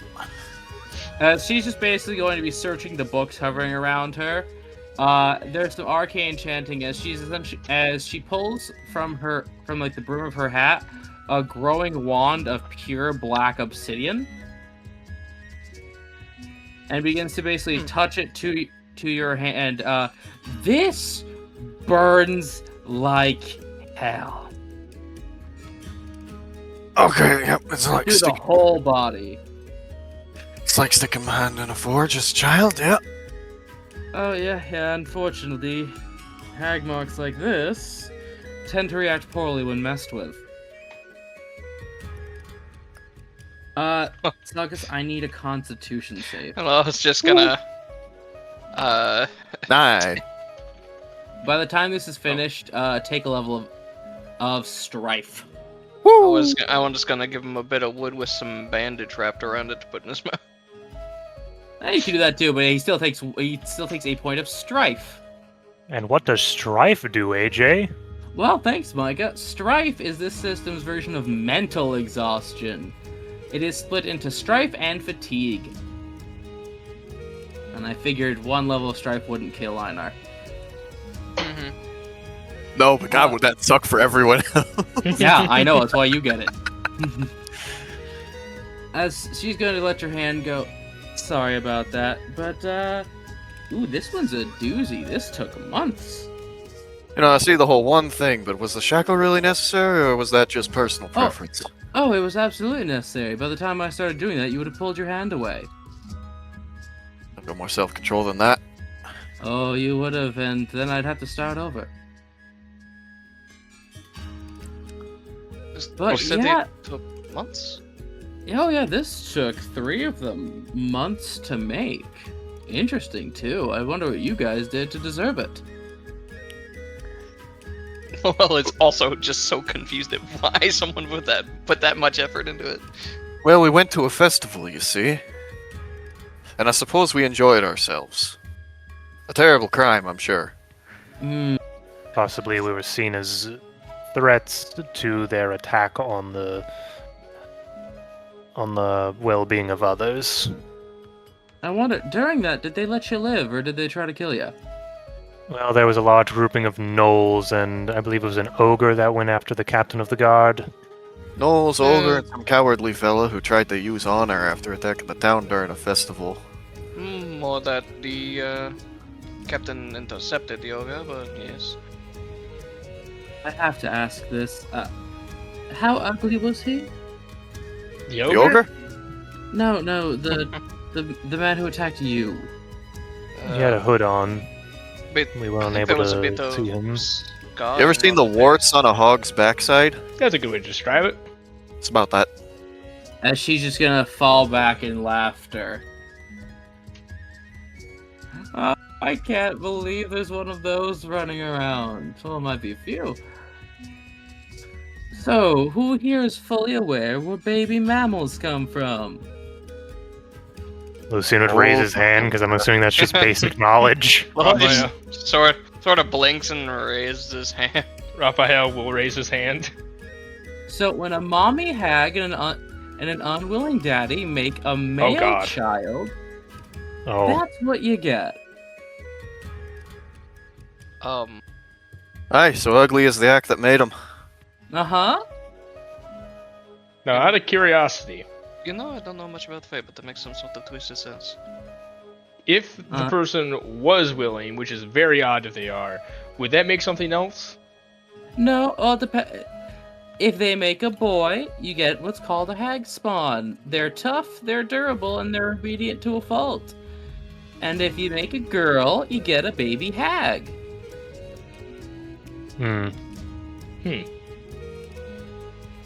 know I was gonna learn how hags reproduce today. Well, that's one way. I figured it was about that. Lucky for you, I took phase as my elective studies back in university. Fortunate. Now let me guess. Next question is you're gonna want to know how to get this off. That would come up, yes. That would be I had nice. a pretty good idea. Unfortunately, that we can't do for you here. If we killed the hags, would they take it off? It would. So, this individual was a hag spawn working for a hag that had placed this mark upon us. Probably for his mama. Do they have the ability to change what they look like in some way? Not innately. Most hag spawn don't have magical talent. As for a hag, only the females have any. So probably Well, the female hag was the fortune teller, and then the hag spawn is what we fought. Sounds I like believe that it. at this point. An easy disguise, an old woman looking like an old woman trying to get out of there before things got frisky.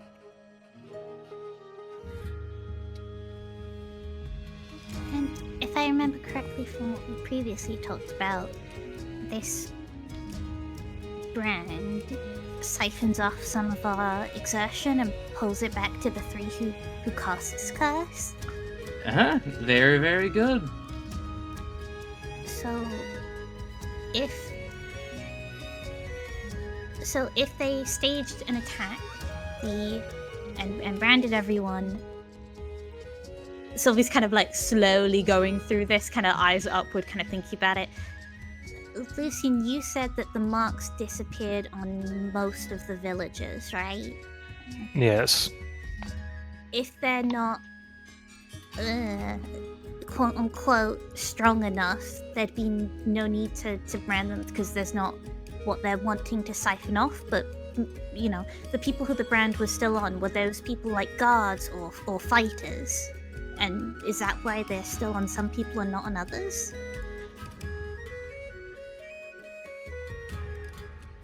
That would be possible. There wouldn't be any reason to keep a curse up on people that you're not gaining anything from.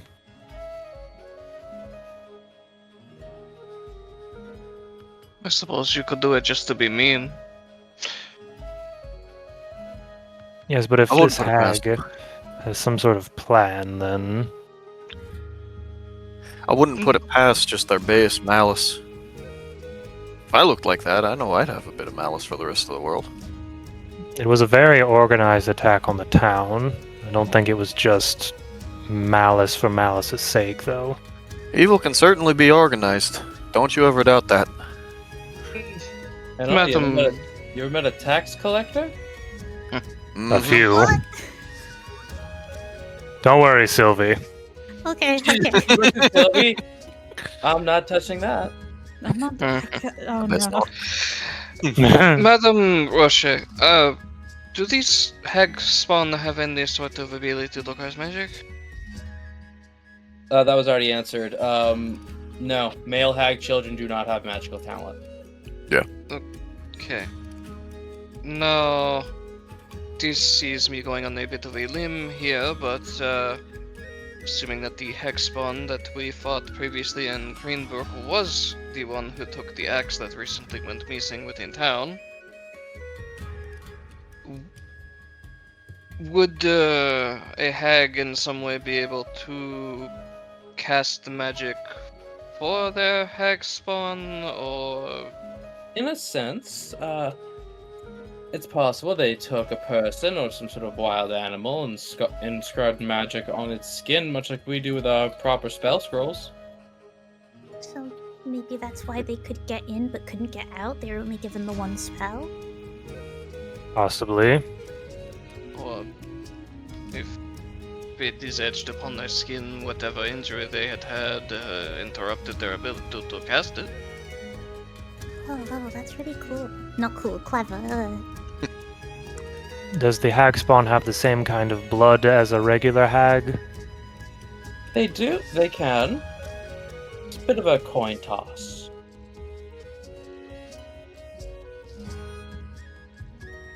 Well, it is sounding like there may be a connection then. Someone in town's axe recently went missing.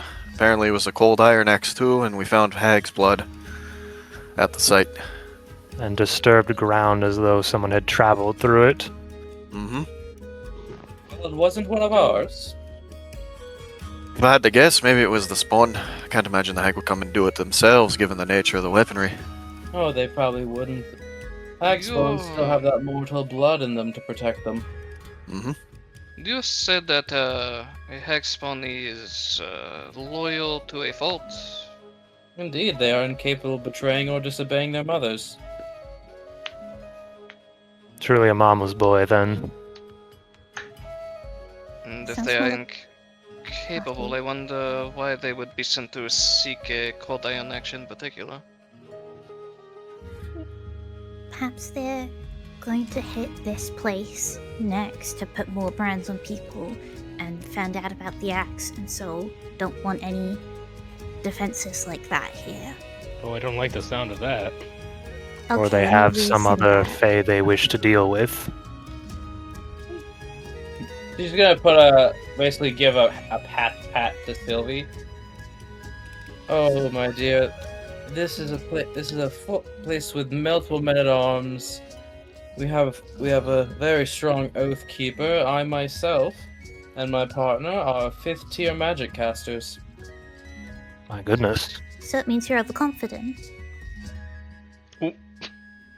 I believe I'm justly confident. Careful, Sylvie. With enough of our students here, we can raise walls of pure stone around this place. Didn't stop someone from stealing the axe, they moved through stone, right? They move through loose dirt. Hmm. I'm just saying. People should be worried when they think that nothing can ever touch them. Oh, I didn't say that, but I said a simple hag spawn in gnolls probably wouldn't be smart to invade this place.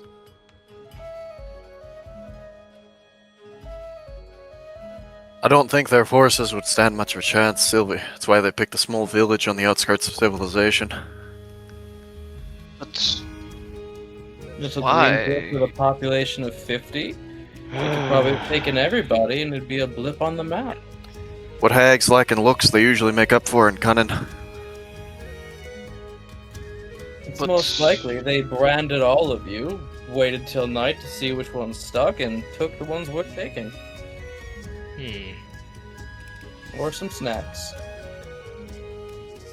They were after particular people, is what we're assuming the hag spawn mentioned.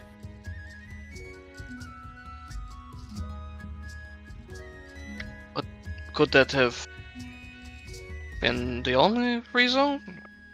I don't know. I merely studied them as an elective course. That was 1,000 years ago.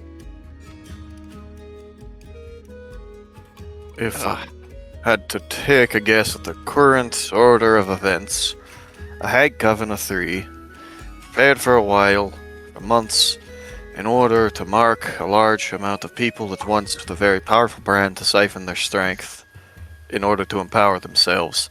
They have at least one hag spawn who they used in tandem with the gnolls in order to implement their plan and raid the village.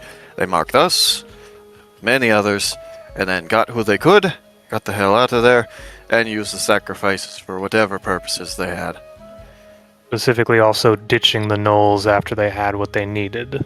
I can't imagine that was more of an alliance of convenience than it was anything else.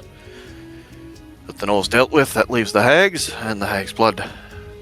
The hag's blood was probably ordered to go after this axe, considering it's a big threat to them. Weapons like that they probably take great joy in destroying, or trying to at least keep out of the hands of those who might do them harm. It's very likely that the hags don't plan to attack the city, as that'd be downright suicidal. So, I say we could probably go hunt them down at some point. Hey, AJ. Yeah. Are the people that were taken, but we didn't find any evidence of it, was the gnome druid lady, and was there another one? Let me scroll up real quick. Sorry, I have like this is the most. I only ever have a lot of tabs when I'm doing this. That's fine. There were 6 people taken, and we only found 2. One of the the only ones which were named were Lady Marie, who we didn't find. We found Torrin and Pulver, so it was Lady Marie and 3 unnamed people. Yep. It was Old Lady Marie, Torrin Blackblood, a few randos, a horse, and Pulva. Whenever we found the 2 of them in the place with the gnolls, were their marks already gone off of their hands? They were. Okay, Yeah, they were getting marked with gnoll stuff when we showed up. Yeah, with no. So possibly by the time they started separating, they saw the marks had dwindled from those 2 and said, like, here, you can have these 2. Maybe. I ain't saying nothing. Maybe have this one.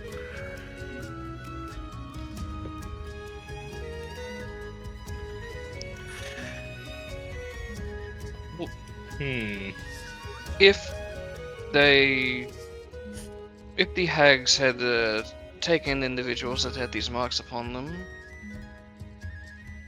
what would they be possibly doing with them? Since, at least from my knowledge, I've not had any ill effects since the fight with the hag spawn involving it. If I'm being honest with you, I can't quite tell. There's so much I don't know. But if it's siphoning your energy, it must need it for something.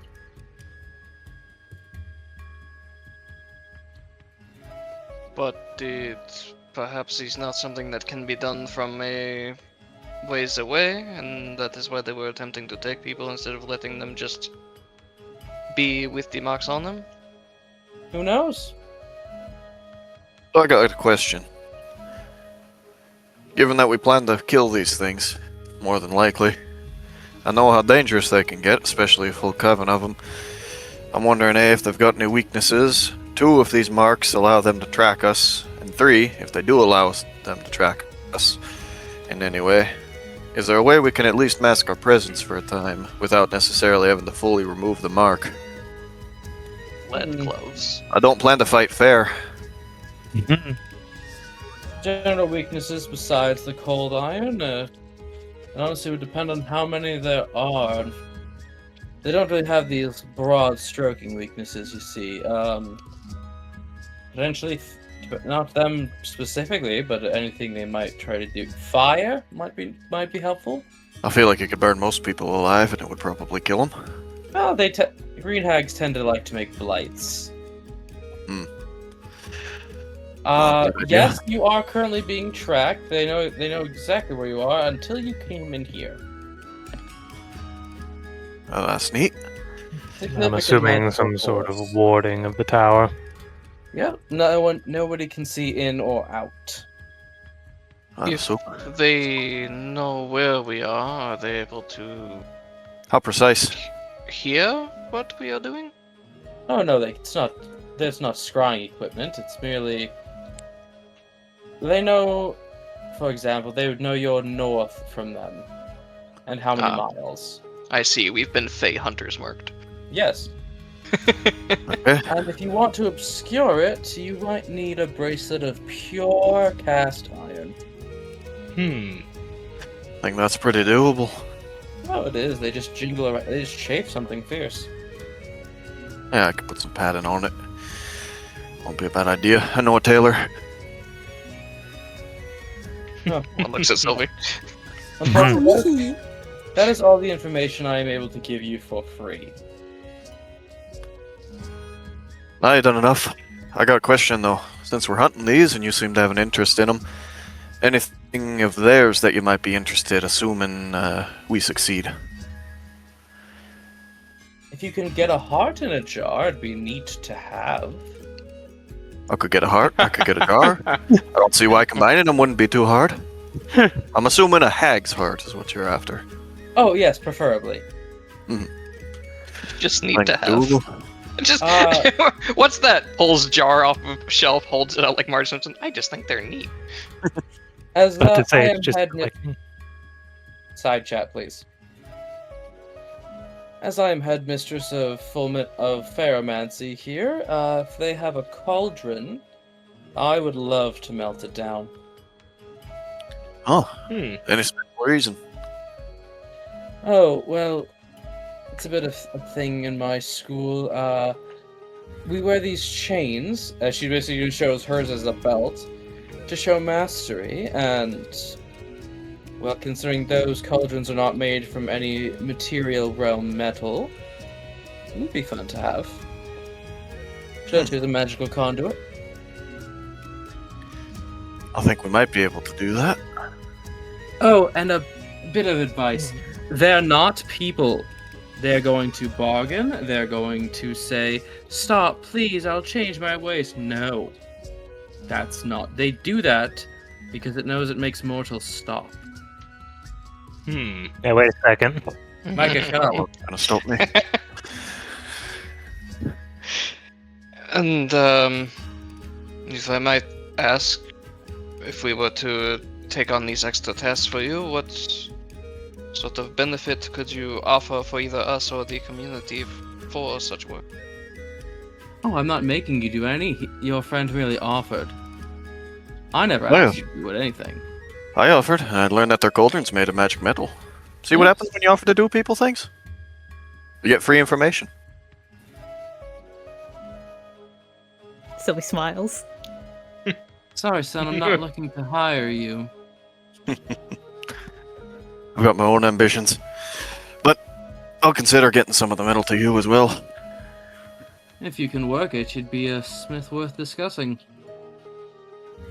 Well, we'll have to wait and see then. I thank you for your time, and we'll see about getting you that heart in a jar and whatever metal we can. Assuming we don't, end up as further sacrifices, which I'm hoping.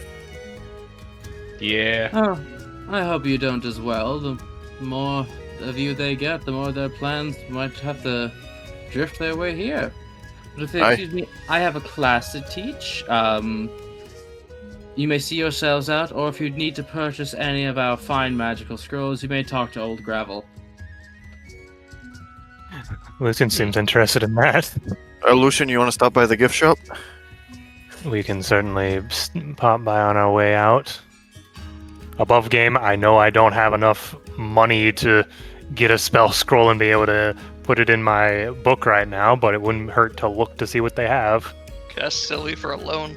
Maybe you have. I was gonna say, maybe you have enough for a scroll at least. Maybe. With that, I think this is a very natural stopping point. It is about that time, jeez. Yeah. Thanks everyone for tuning in. Those who are here, were here, or will be in the future. Catch us tomorrow at 4 this time, where Toma, Nami, and I will be playing some modded Stardew. So until then, watch out for hags, and choose your role carefully.